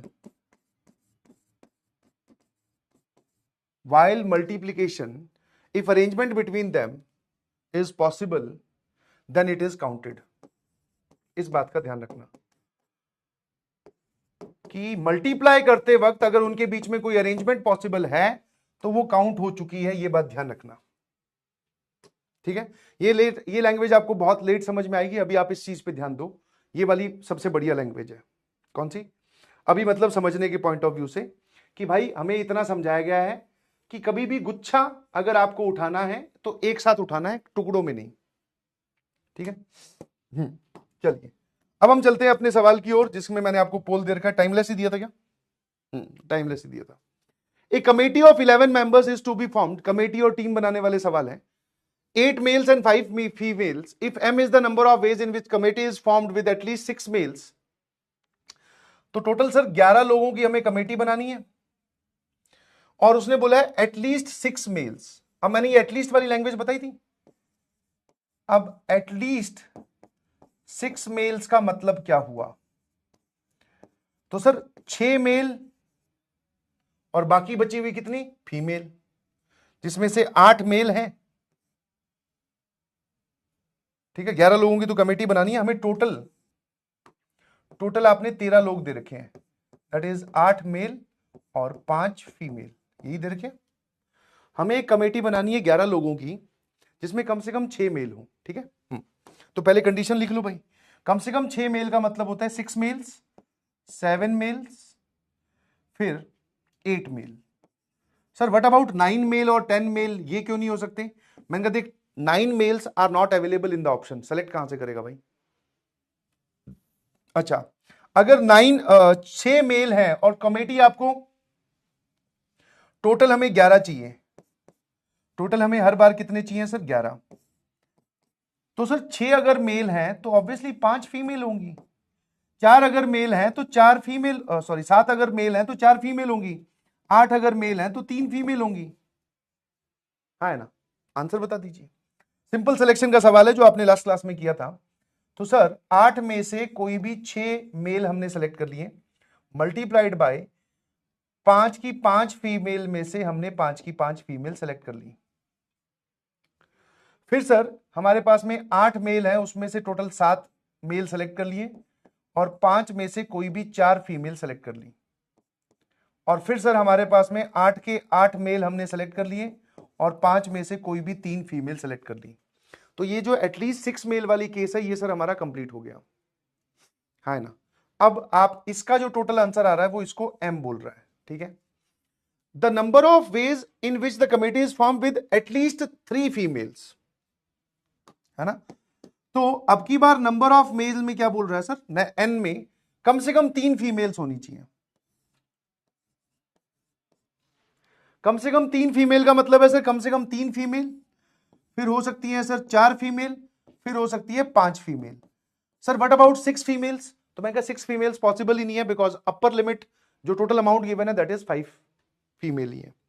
तो कमेटी आपको 11 लोगों की बनानी है, total is 11, total is 11, total is 11। तो मुझे बताओ अगर कमेटी 11 लोगों की बनानी है जिसमें से 3 फीमेल है तो ऑब्वियसली 8 मेल, 4 फीमेल है तो 7 मेल और 5 फीमेल है तो 6 मेल। सर यही तो आंसर है ना? सेम ही तो लिखा हुआ है, 8 मेल 3 फीमेल, है ना? तो सर बेसिकली यहां से आप बोल सकते हो कि M और N बराबर आएंगे। अब M और N बराबर तो है, दो ऑप्शंस में है, एक 68 में और एक 78 में। तो आंसर या तो A है या C है, कौन सा सही है? 78 या 68? तो चलिए भैया आपकी PNC वाली कैलकुलेशन भी देख लेते हैं। 8C6 होता है बेटा 8 into 7 divided by into 6 factorial divided by 2 factorial 6 factorial. तो 6 कैंसिल, ये आ जाएगा 4, 7 इंटू 4 28। तो ये वाली वैल्यू होती है 28 इंटू 1, 5C5 1 होता है, 8C7 8 होता है, 5C4 5 होता है, 8C8 1 होता है, 5C3 दैट इज 5C2 ये 10 होता है। तो 40 और 10 50, 50 और 28 दैट इज 78। तो आंसर कितना आ गया sir? This is 78। Option C is the correct answer. सिर्फ 60% जनता का सही जवाब है। बोलो भाई, कोई बात कर रही है परेशान? और ये दोनों बराबर हैं क्योंकि सेम केसेस बन के आ रहे हैं। एसएमजे क्या करते हो यार? होमवर्क सवाल है और 90% डिब्बी है, पूरा सवाल समझना, आराम से जवाब देना।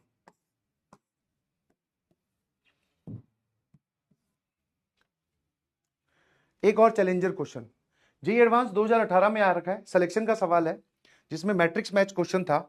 मतलब मैट्रिक्स मैच समझ में आता है कैसा होता है? जिसमें आपको 4 ऑप्शंस यहां दिए जाते हैं A B C D और 4 ऑप्शंस यहां दिए जाते हैं P Q R S। यहां पे उसने स्टेटमेंट डाल दी, यहां पर उनके नंबर्स लिख दिए, फिर अब यहां पर ऑप्शंस देने स्टार्ट किए। मतलब यहां पे हो सकता है वो 1 2 3 4 बोल दे, 1 2 3 और 4। फिर ऑप्शन ए कि 1 is match with R, second is match with Q, third is matched with S, ऐसे करके। तो option A B C D ऐसे बनता है। तो मैंने क्या किया, ये वाला पार्ट और ये वाला पार्ट डिलीट कर दिया। वो जो चारों ओरिजिनल क्वेश्चंस थे वो मैं आपके सामने ले आया उस मैट्रिक्स मैच के। एक एक चीज को ध्यान से पढ़ो और अपना आंसर लिखिए बिना घबराए, क्योंकि केसेस सोचने हैं और वो समझ में आ जाएगा आपको। सोचो सोचो सोचो सोचो। बहुत ही आसान सी चीज है। हम्म? हम्म। Sir in a high school committee is to be form, वापिस से कमेटी बनाने वाला सवाल है, टीम बनाने वाला सवाल है। ऐसे सवाल आते हैं, ध्यान रखना, कमेटी वमेटी वाले जो कि हम बनाना सीख ही रहे हैं सर।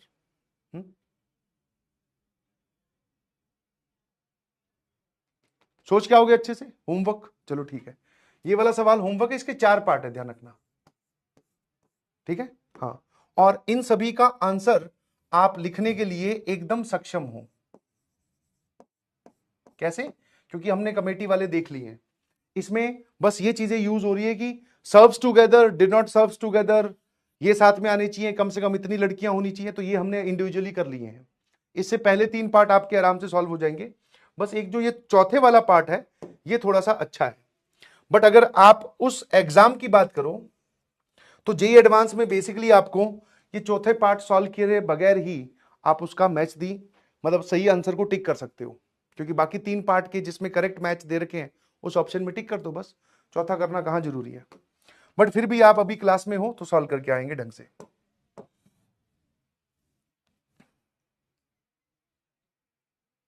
है ना। Now this is the question of defender मामू।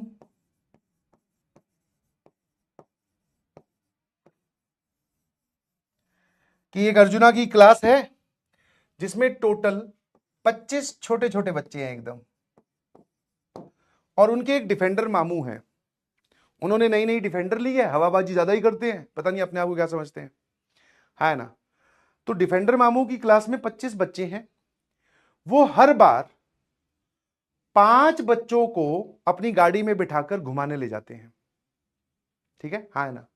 हर बार इन 25 में से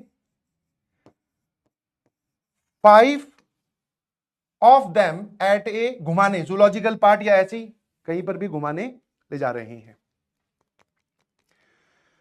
ठीक है। अब वो जो 5 बच्चे हैं, without taking the same 5 kids, ठीक है, हाँ ना। सवाल समझ में आ गया? वहां पर थोड़ा सा एक लैंग्वेज यूज की गई है। सर मामू की जगह मैम, वहां पर शी लिखा हुआ है, कोई बात नहीं, तू उसी में खुश हो जा। वैसे भी तुम तो मैम मैम बुलाते रहते हो, पता नहीं बदतमीज किस किस्म के बच्चे हैं। हाँ, भांजे भांजियां तो है ही, मामू की जगह मामी बनाई घूम रहे, है ना। हाँ, तो डिफेंडर मामू के क्लास में 25 बच्चे हैं।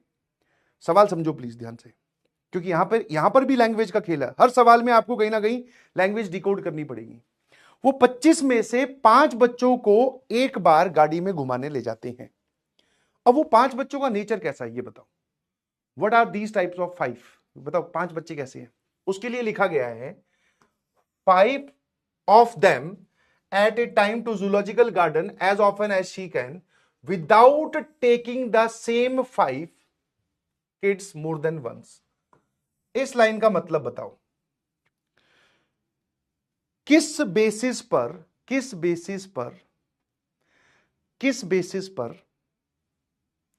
वो 5 बच्चों का सिलेक्शन किया जा रहा है। अब जिसके नीचे मैंने ब्लू वाली लाइन अंडरटिक लाइन की है, उसका मुझे आप मतलब समझा दो कि इसका मतलब क्या है।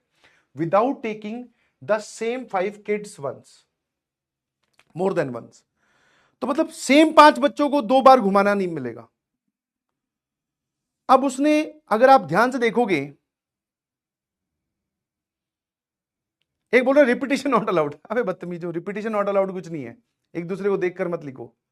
यहां पे रिपीटिशन बच्चों की थोड़ी रिपीटिशन होगी, और इनफैक्ट जो लोग लिख रहे हैं रिपीटिशन नॉट अलाउड, मैं आपको बताता हूं ये रिपीटिशन अलाउड का सवाल है, इसमें रिपीटिशन इज अलाउड।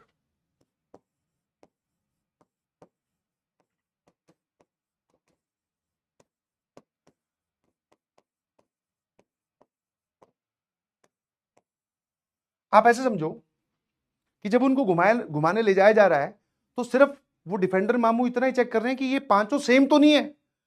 5 सेम नहीं है मतलब कि एक बार में मान लो वो 5 बच्चे आए ABCD घूमने के लिए, बोले मामू मामू हम घूमेंगे, ठीक है। अगली बार आ गए ABCDF, तो ये भी घूमने जाएंगे, ये भी घूमने जाएंगे, है ना। हाँ, क्योंकि मैं सिर्फ गाड़ी में देखकर क्या बिठा रहा हूं कि सेम 5 नहीं होने चाहिए। तो सर ये थे सेम 5। अब बस ये ग्रुप दोबारा सेम ग्रुप नहीं जाएगा, A B C D F ये जा सकता है, ये डिफरेंट 5 है। हाँ, फिर ऐसा भी हो सकता है sir, A H G D F. फिर सर ऐसा भी हो सकता है A X Y P Q. Sir बिल्कुल सेम 5 तो कभी भी नहीं गए ना। हाँ, ये मत करना कि एबीसीडी एक बार घूमने चले गए तो जब दोबारा एबीसीडी आएंगे तो इनको मना कर दिया जाएगा। कितने लोगों को बात समझ में आई? ऐसे करके ये सारे अलाउड हैं, और जितने मैंने एग्जांपल लिखे हैं उसमें कोई भी सेम 5 किड नहीं है, हर बार डिफरेंट 5 किड्स है। ये वाला ग्रुप दोबारा कभी रिपीट नहीं हुआ। कैसा लगा? ग्रुप डिफरेंट होना चाहिए, उसका हर एक मेंबर डिफरेंट होना जरूरी नहीं है। एक भी मेंबर बदल गया मतलब वो 5 लोग फिर से घूमने जा सकते हैं। अब बताओ समझ में आएगी नहीं? तो जो तुम बोल रहे थे ना रिपीटिशन इज नॉट अलाउड, ये देखो रिपीटिशन इज अलाउड। ये जो बच्चा ए है ये तो बहुत बार घूमने गया है सर गाड़ी में बैठ बैठ के, तो सवाल भी यही है। पहले ये बताओ कि वो कितनी ऐसी राइड्स लेंगे? Sir that is 25C5। क्योंकि जब आप ये 25C5 जब 25 में से 5 बच्चे सेलेक्ट करते हो, है ना, 25 में से 5 बच्चे सेलेक्ट करते हो, 25 में से 5 बच्चे सेलेक्ट करते हो, या किसी में से भी कुछ भी सेलेक्ट करते हो। जैसे मान लो आपके पास में 6 लेटर्स हैं, इसमें से आपको 3 सेलेक्ट करने हैं, तो इसका मतलब तुम्हें क्या है, वो तीनों एक सिलेक्शन हमें डिफरेंट मिलेगा। जैसे ए बी सी मिलेगा इसमें एक सिलेक्शन, फिर ए बी डी मिलेगा ये भी सिलेक्शन। अब ऐसा थोड़ी है तुम बोलोगे सर ए तो एक बार सेलेक्ट हो चुका दोबारा क्यों? आप 3 का ग्रुप मुझसे डिमांड कर रहे हो, तो ये ग्रुप और ये ग्रुप डिफरेंट है भाई। समझ में आया कि नहीं समझ में आया? तो जब आप ये सिलेक्शन वाला फॉर्मूला लगाते हो दैट इज 6C3, तो उसमें ये ग्रुप भी काउंट हुआ है, उसमें एक ये ग्रुप भी काउंट हुआ है। तो answer is 25C5 is the number of rides. Number of ride समझ गए, या नंबर ऑफ विजिट्स बोल दो कि हम सर इतनी बार घूमने गए, मतलब मेरी गाड़ी इतनी बार चली 25C5 टाइम्स, है ना? Is this clear to everyone? अब अगला सवाल पूछो, the number of visits the teacher makes to the garden exceeds that of a kid by. तो ये तो हुई किसकी? नंबर ऑफ राइड्स ऑफ मामू। ये तो मामू इतनी बार गए। अब मैं आपसे अगला सवाल पूछ रहा हूं, एक पर्टिकुलर बच्चा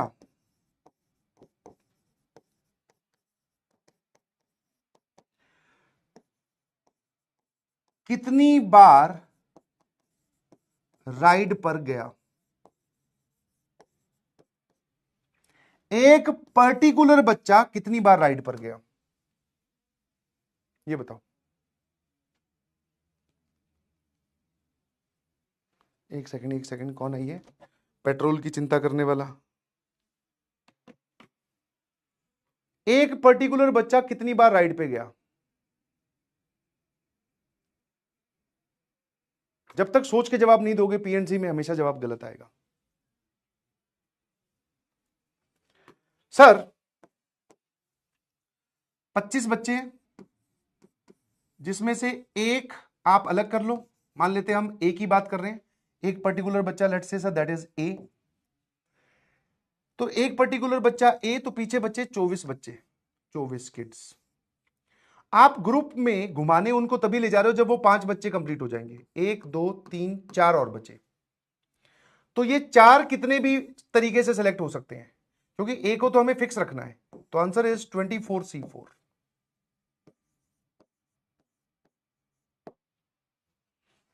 आंसर इज 24C4। जब तक आप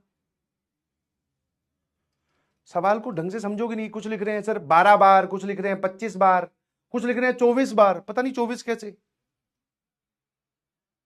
24 कैसे मतलब वो समझाओ। एक्चुअल आंसर इज एक पर्टिकुलर बच्चा इतनी बार घूमने गया।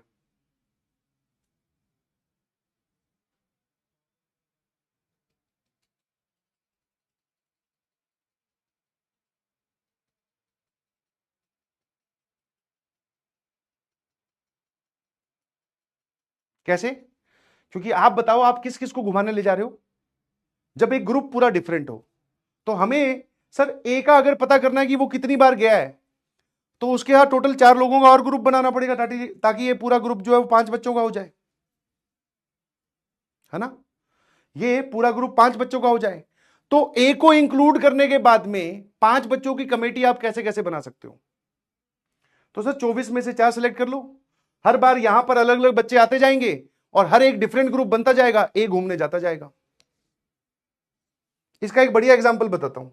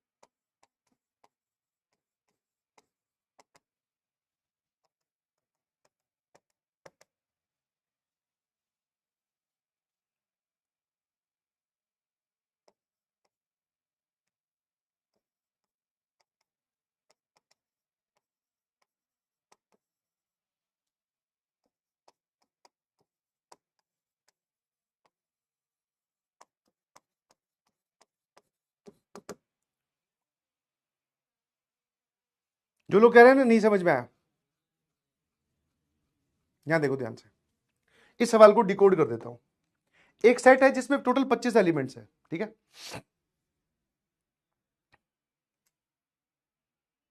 ठीक है, एक सेट है जिसमें टोटल 25 एलिमेंट्स हैं। मैंने आपसे पूछा find the number of subsets. कुछ लोगों ने इतना ही सवाल का जवाब दिया, कुछ लोगों ने सिर्फ इतने ही सवाल पे ध्यान दिया और उन्होंने आंसर चिल्लाना स्टार्ट कर दिया, sir number of subsets are 2 की पावर 25। ये टोटल सबसेट्स हैं बेटा, तूने पूरी कंडीशन नहीं पढ़ी शायद। और जब जब बिना कंडीशन पढ़े जवाब देगा तो दैट इज बाय डिफॉल्ट गलत होगा। Find number of subsets containing 5 elements. ऐसे कितने सबसेट्स होंगे जिसमें 5 एलिमेंट्स होंगे? ऐसे कितने सबसेट्स होंगे जिसमें 5 एलिमेंट्स होंगे? तो सर इन 25 में से कोई भी 5 एलिमेंट सेलेक्ट करते जाओ, एक एक सबसेट बनाते जाओ, 25C5 है ना?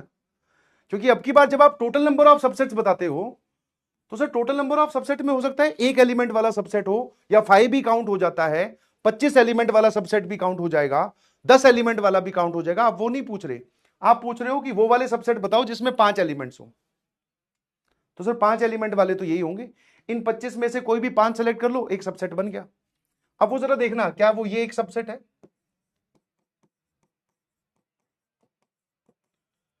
फिर क्या वो ये सबसेट है?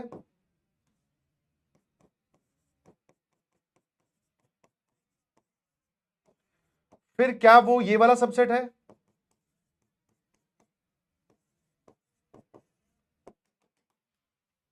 ये सारे वो सबसेट्स हैं जो कि 5। ये क्लियर है?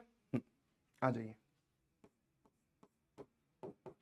अगला सवाल ध्यान से पढ़ना प्लीज, ठीक है? क्योंकि अब मेरी समझाने की हिम्मत खत्म होती जा रही है भाई। Find number of subsets containing 5 elements. Element तो 5 ही होनी चाहिए, इन विच 1 इज ऑलवेज प्रेजेंट। अब ऐसे सबसेट बताओ जिसमें टोटल नंबर ऑफ एलिमेंट्स तो 5 ही होंगे बट 1 हमेशा प्रेजेंट होगा। ठीक है सर, मतलब अब हमें ऐसा एक सबसेट काउंट करना है, पहले आराम से सुन लो, जिसमें 1 तो होगा ही और टोटल एलिमेंट्स 5 होनी चाहिए।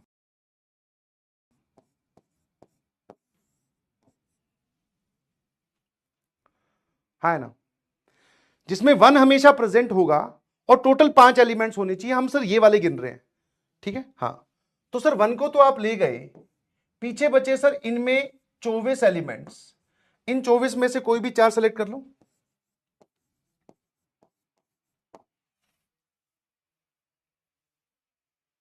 इन 24 में से कोई भी 4 सेलेक्ट कर लो, तो इसका आंसर ये हो गया,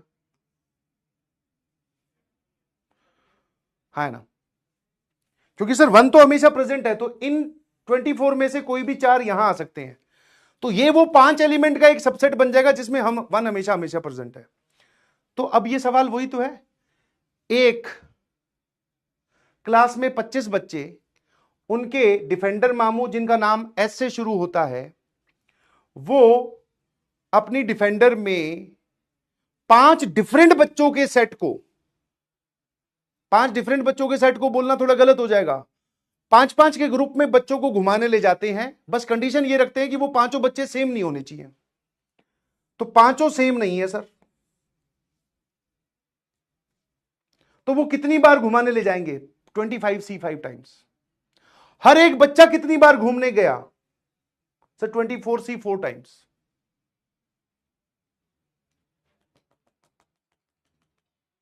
है ना? वो जो बच्चा एक है वो कितनी बार घूमने गया? अब ये सवाल इसमें तो पूछ सकता हूं ना कि आपने बताया ये 5 एलिमेंट वाले सेट है, तो इस 5 एलिमेंट वाले सेट में से कितने सेट ऐसे हैं जिसमें 1 प्रेजेंट होगा? अब बताओ।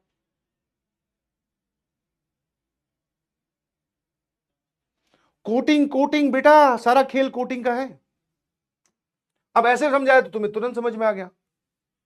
अब उसने क्या पूछा? The number of visits of that the teacher makes that garden exceeds by the kid. मतलब कितनी बार टीचर जो है वो ज्यादा बार जाएगा बच्चे से। तो सर टीचर जा रहा है या फिर आपके मामू जा रहे हैं वो 25C5 टाइम्स, और एक बच्चा जा रहा है सर 24C4 टाइम्स। इन दोनों का वो डिफरेंस पूछ रहा है, दैट इज अवर एफएनएफ।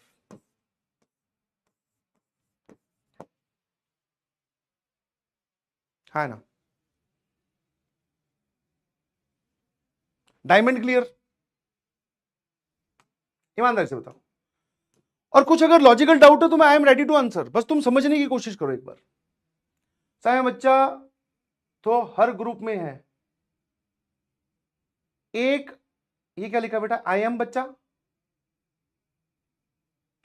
तो हर ग्रुप में है।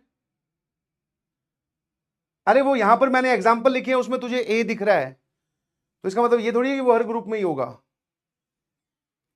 अगर 25C5 लेंगे तो इसमें वो जिसमें सारे बच्चों को सेम हो जाए वो केसेस नहीं काउंट होंगे। नहीं भाई, सिलेक्शन का मतलब ही होता है ऑल डिफरेंट सिलेक्शंस।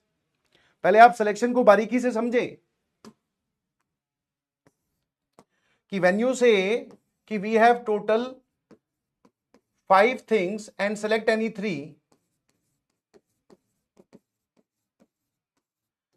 तो इसमें सिलेक्शन रिपीट नहीं होते, ध्यान रखना। 5C3 का मतलब हो जाए सर 10 तरीके, और वो 10 तरीके कौन से हैं मैं आपको लिख के दिखाता हूं। ABC इन तीनों को सिलेक्ट किया, एक तरीका।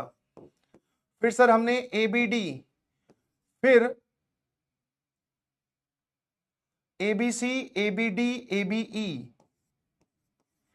फिर BCD, फिर BDE,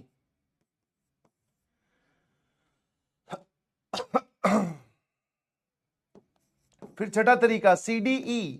देख लो कोई भी रिपीट नहीं हो रहा है, कोई भी रिपीट नहीं हो रहा है। ऐसे करते करते आप 10 के 10 लिख सकते हो, लिख देता हूं लो, 7, 8, 9 और 10। अब आ जाएगा सर ACE, मतलब जब आपने ABC बनाया तो आपने D और E छोड़ा, ABD में किन्हीं भी दो को छोड़ना है यार,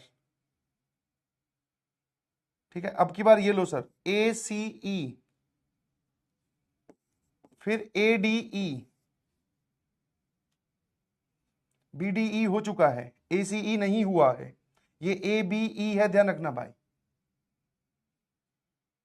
फिर सर ये भी नहीं हुआ है, ACD भी नहीं हुआ है, और फिर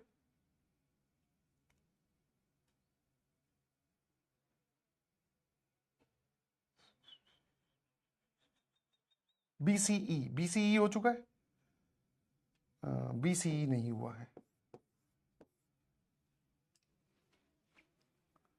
है ना? ये रहे वो 10 तरीके।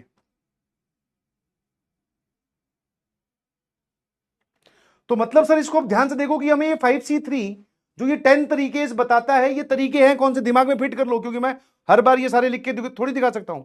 अब तुम में से कोई कह देगा 25C5 कौन से वो तरीके होंगे, लिख के दिखाओ। पीएनसी का मतलब ही वही है, we are actually counting, we are total, मतलब we are counting total number of ways without actually counting them. Actual counting करने नहीं बैठना है वहां पर, हाँ है ना। और देख ले कोई भी ग्रुप सेम नहीं है, छोटे में सोच, हाँ सर ये एबीसी का है, एबीसी दोबारा पूरा तीनों कभी रिपीट नहीं हुए।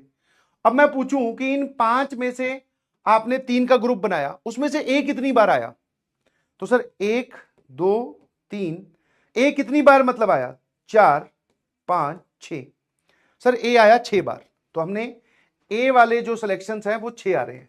इसको हम डायरेक्टली भी गिन सकते हैं कि भाई हम 3 का ग्रुप बना रहे हैं, जिसमें से ए को हमने ले लिया, तो इन 4 में से कोई भी 2 सेलेक्ट कर लो, 4C2 की वैल्यू 6 होती है। ऐसे एक पर्टिकुलर आदमी कितनी बार आया तो उसको ग्रुप में शामिल कर लो, बाकी ग्रुप की जो अमाउंट है वो कंप्लीट कीजिए। यहां पर दिख भी रहे हैं वो 6 कौन से, और वो मैंने वैसे भी काउंट कर दिए। हमें वैसे करना है। क्या मेरी बात समझ में आई? जल्दी से बताइए प्लीज। थोड़ा सा आपको ना अडॉप्ट होना पड़ेगा बेटा, मतलब इन चीजों के लिए, ठीक है। I hope you got my point.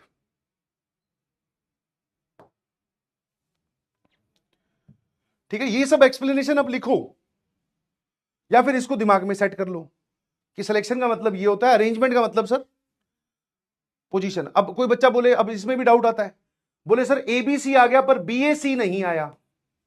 अरे भाई तू उन्हीं 3 लोगों को आगे पीछे करके अब अरेंज कर रहा है, मैं सिलेक्शन की बात कर रहा हूं। अरेंजमेंट मतलब जब आप उन्हीं लोगों को उनकी पोजीशन के हिसाब से जज करने लगो, अब कि सर ये देखो एबीसी है बट बीएसी नहीं है। अब ये दोनों नंबर अमाउंट तो सेम है ना, we are only dealing with the selection only. समझ में आएगी नहीं समझ में? नाउ अब हम बात करते हैं ज्योमेट्रिकल यूजेस ऑफ एनसीआर की। बहुत ही सिंपल सी चीज है, ध्यान से देखेंगे समझ में आता जाएगा। There are 10 points are there, out of which 4 are collinear. Collinear का मतलब होता है lies on a same line.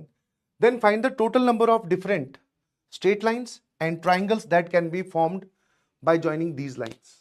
ठीक है, इन पॉइंट्स को ज्वाइन करके हम कितनी स्ट्रेट लाइंस बना सकते हैं, ये हमारा पहला सवाल है। ठीक है, मेरी बात ध्यान सुनना। टोटल उसने क्या बोला, टोटल वी हैव 10 पॉइंट्स, उनमें से 4 आर कोलिनियर, 4 आर कोलिनियर। अब कोलिनियर का मतलब होता है सर एक ही लाइन पे है।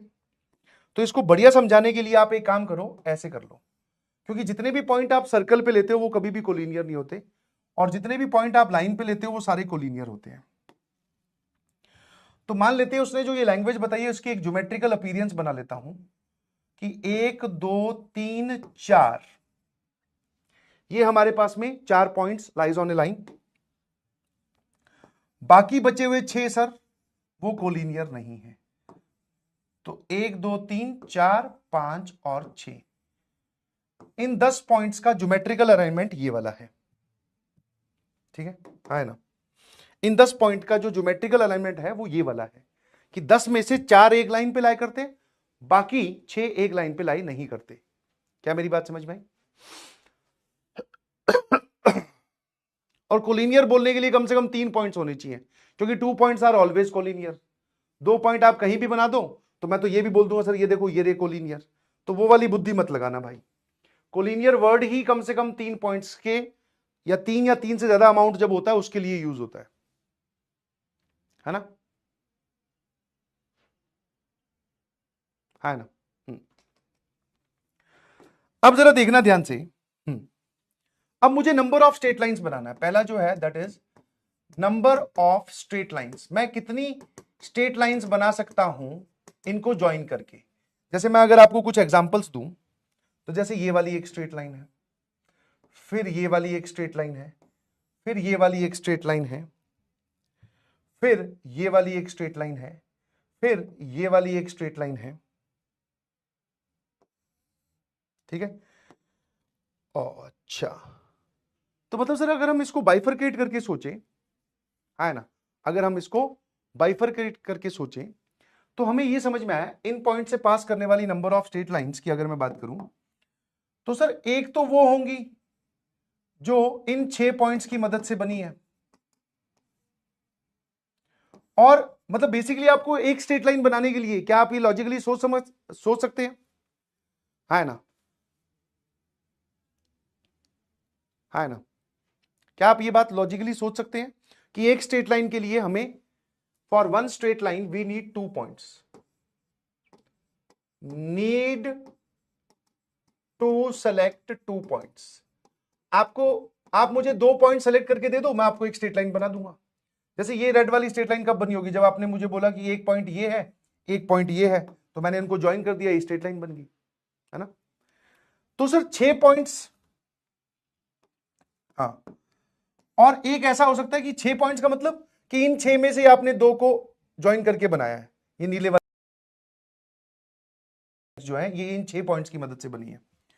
और सर एक क्या है, इन 6 में एक यूज किया, जैसे मतलब सर ये 6 की 6 नॉन कोलिनियर है, इन 6 में से कोई भी 2 पॉइंट सेलेक्ट कर लो, हर 2 पॉइंट का सिलेक्शन आपको एक स्ट्रेट लाइन देगा, तो number of selections multiplied by straight line, तो 2 पॉइंट के सिलेक्शन पे हमें एक स्ट्रेट लाइन मिल रहा है।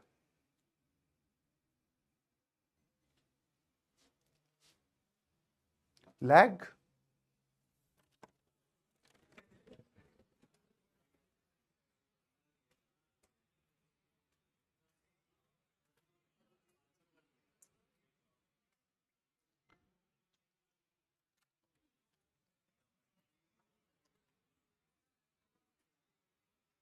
यहाँ पे यार स्टूडियो पर्सन कौन है, उसको भेजना एक बार, नहीं मिल नहीं रहा अभी, और लैग आ रहा है भयंकर।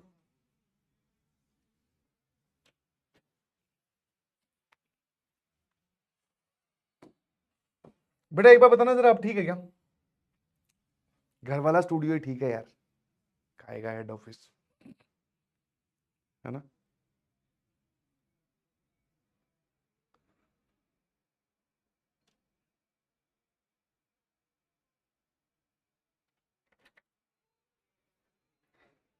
लैग आ रहा है सर, कई बार आ चुका है। अब नाउ फिक्स है, बस मेरी 5-10 मिनट की क्लास और बची है, मैं कर देता हूं तो कंप्लीट, ठीक है।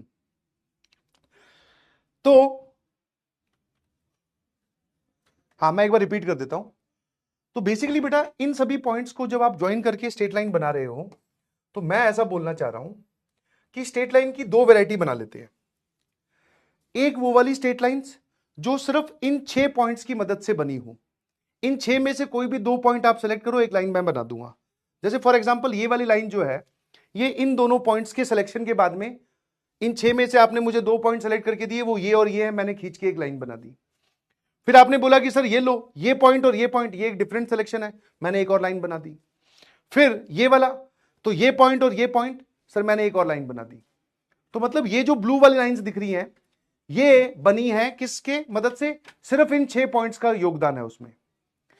फिर कोई बच्चा बोले कि सर ये भी तो लाइन पॉसिबल है जिसमें से आपने एक पॉइंट इसमें से सिलेक्ट किया और दूसरा पॉइंट जो है वो आपने इसमें से सिलेक्ट किया। तो मैंने कहा हाँ यार ये भी गिन लेते हैं। तो इन 6 में से कोई भी एक पॉइंट सेलेक्ट करो, बिकॉज मुझे 2 पॉइंट सेलेक्ट करने पड़ेंगे लाइन बनाने के लिए, और इन 4 में से कोई भी एक पॉइंट सेलेक्ट करो। ये टोटल लाइन बन चुकी है, ये भी लाइन बन चुकी है। अच्छा ये लाल वाली लाइन दिख रही है ना, जब ऊपर से एक पॉइंट और नीचे से एक पॉइंट जब हमें सेलेक्ट करना होगा। फिर जब मैं आगे बढ़ ही रहा था तो एक बच्चे ने बोला कि सर एक लाइन और रहेगी, थर्ड केस। मैंने कहा कौन सा?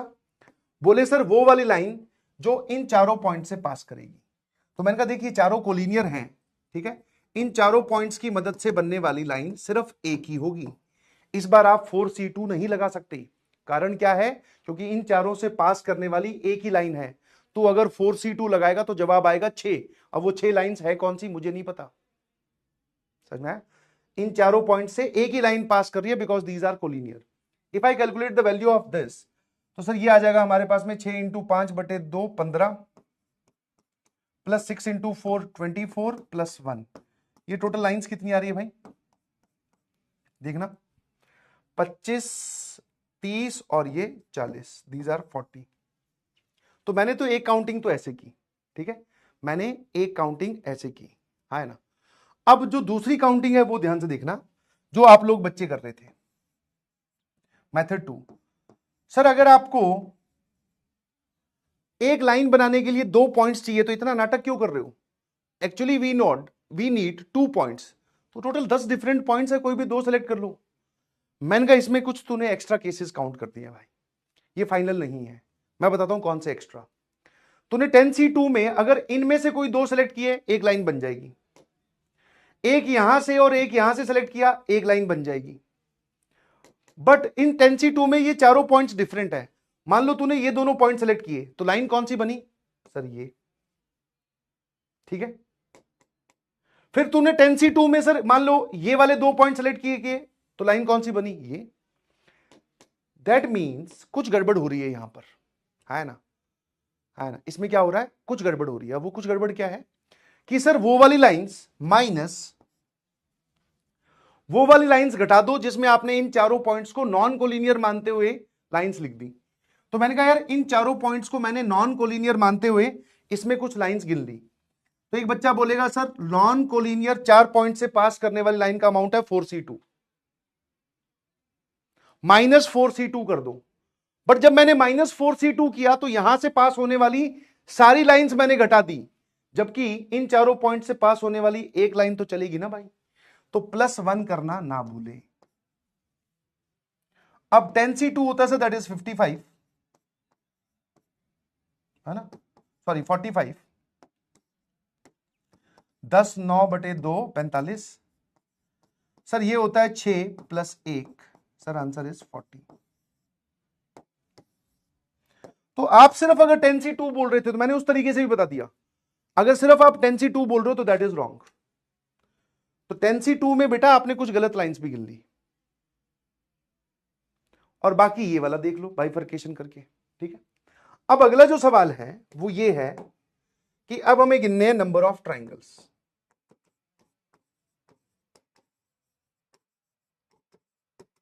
नंबर ऑफ ट्राइंगल्स, और ट्राइंगल्स की वैरायटी मैं बता दूं, जैसे 1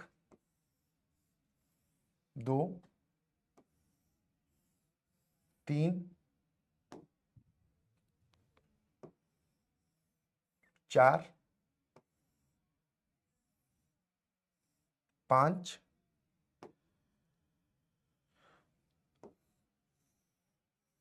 6 7, इस प्रकार के। आप समझ गए होंगे कि मैंने सब में अलग अलग लाइन क्यों लिया है। समझ में आया कि नहीं समझ में?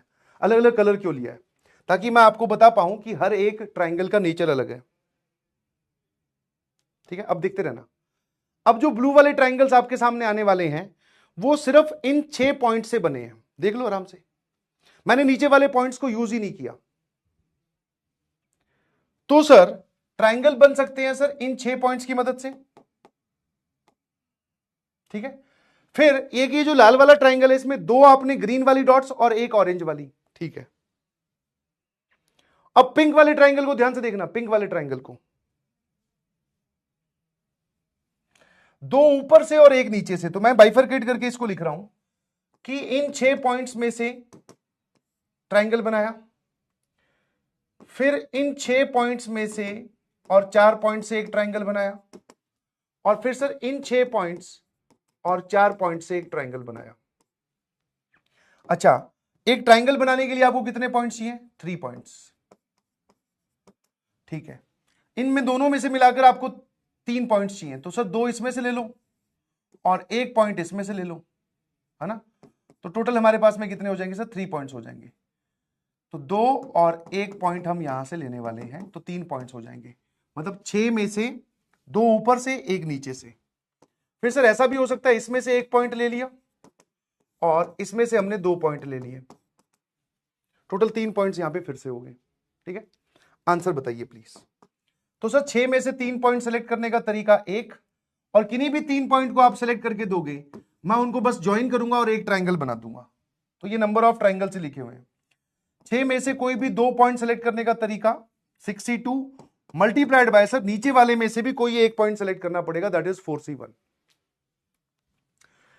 6 में से कोई भी एक पॉइंट सेलेक्ट करने का तरीका 61 और 4C2, 4 में से कोई भी 2 पॉइंट सेलेक्ट करने का तरीका। इनका आंसर बता दीजिए प्लीज। 63 होता है बेटा 6 5 4 3 गया 3 2 1। सर ये होता है 20। 62 6 5 बटे 2 15। 4c1 is 4, this is 6 and 4c2 is also 6। तो सर ये आ गया 20 प्लस 60 प्लस 36।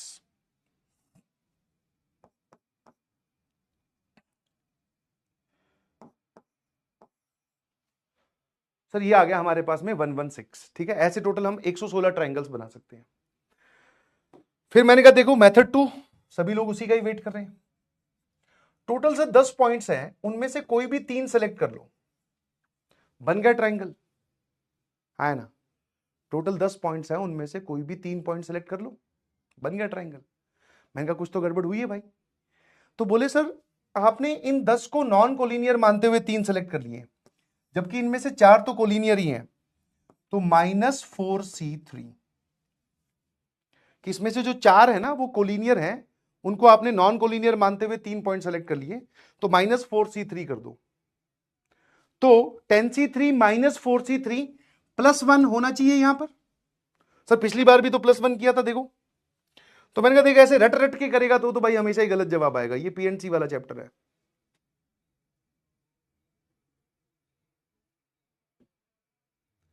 अब की बार +1 नहीं होगा, क्यों?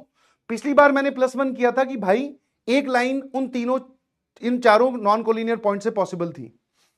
अब की बार कोई ट्राइंगल पॉसिबल ही नहीं है इन चारों कोलिनियर पॉइंट से। पॉसिबल है? तो आंसर इज सर नो। ये वाली वैल्यू भी 116 ही आती है। तो चाहे ऐसे गिन लो चाहे ऐसे गिन लो, ठीक है। बाकी अगली क्लास में जब हम मिलेंगे तो हम इसके आगे के ज्योमेट्रिकल यूजेस की बात करेंगे, ठीक है। आज का तो डिब्बी नंबर CA है वो ये है। हाँ, फिर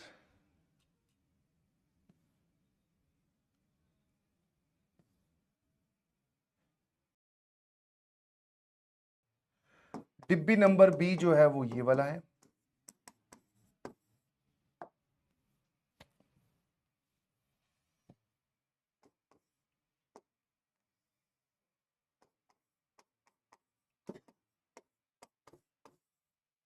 ठीक है, ये अगली क्लास में हम लोग डिस्कस करेंगे। चलिए, thank you so much, bye bye, love you all. वो देख वापस से लगा गया भाई।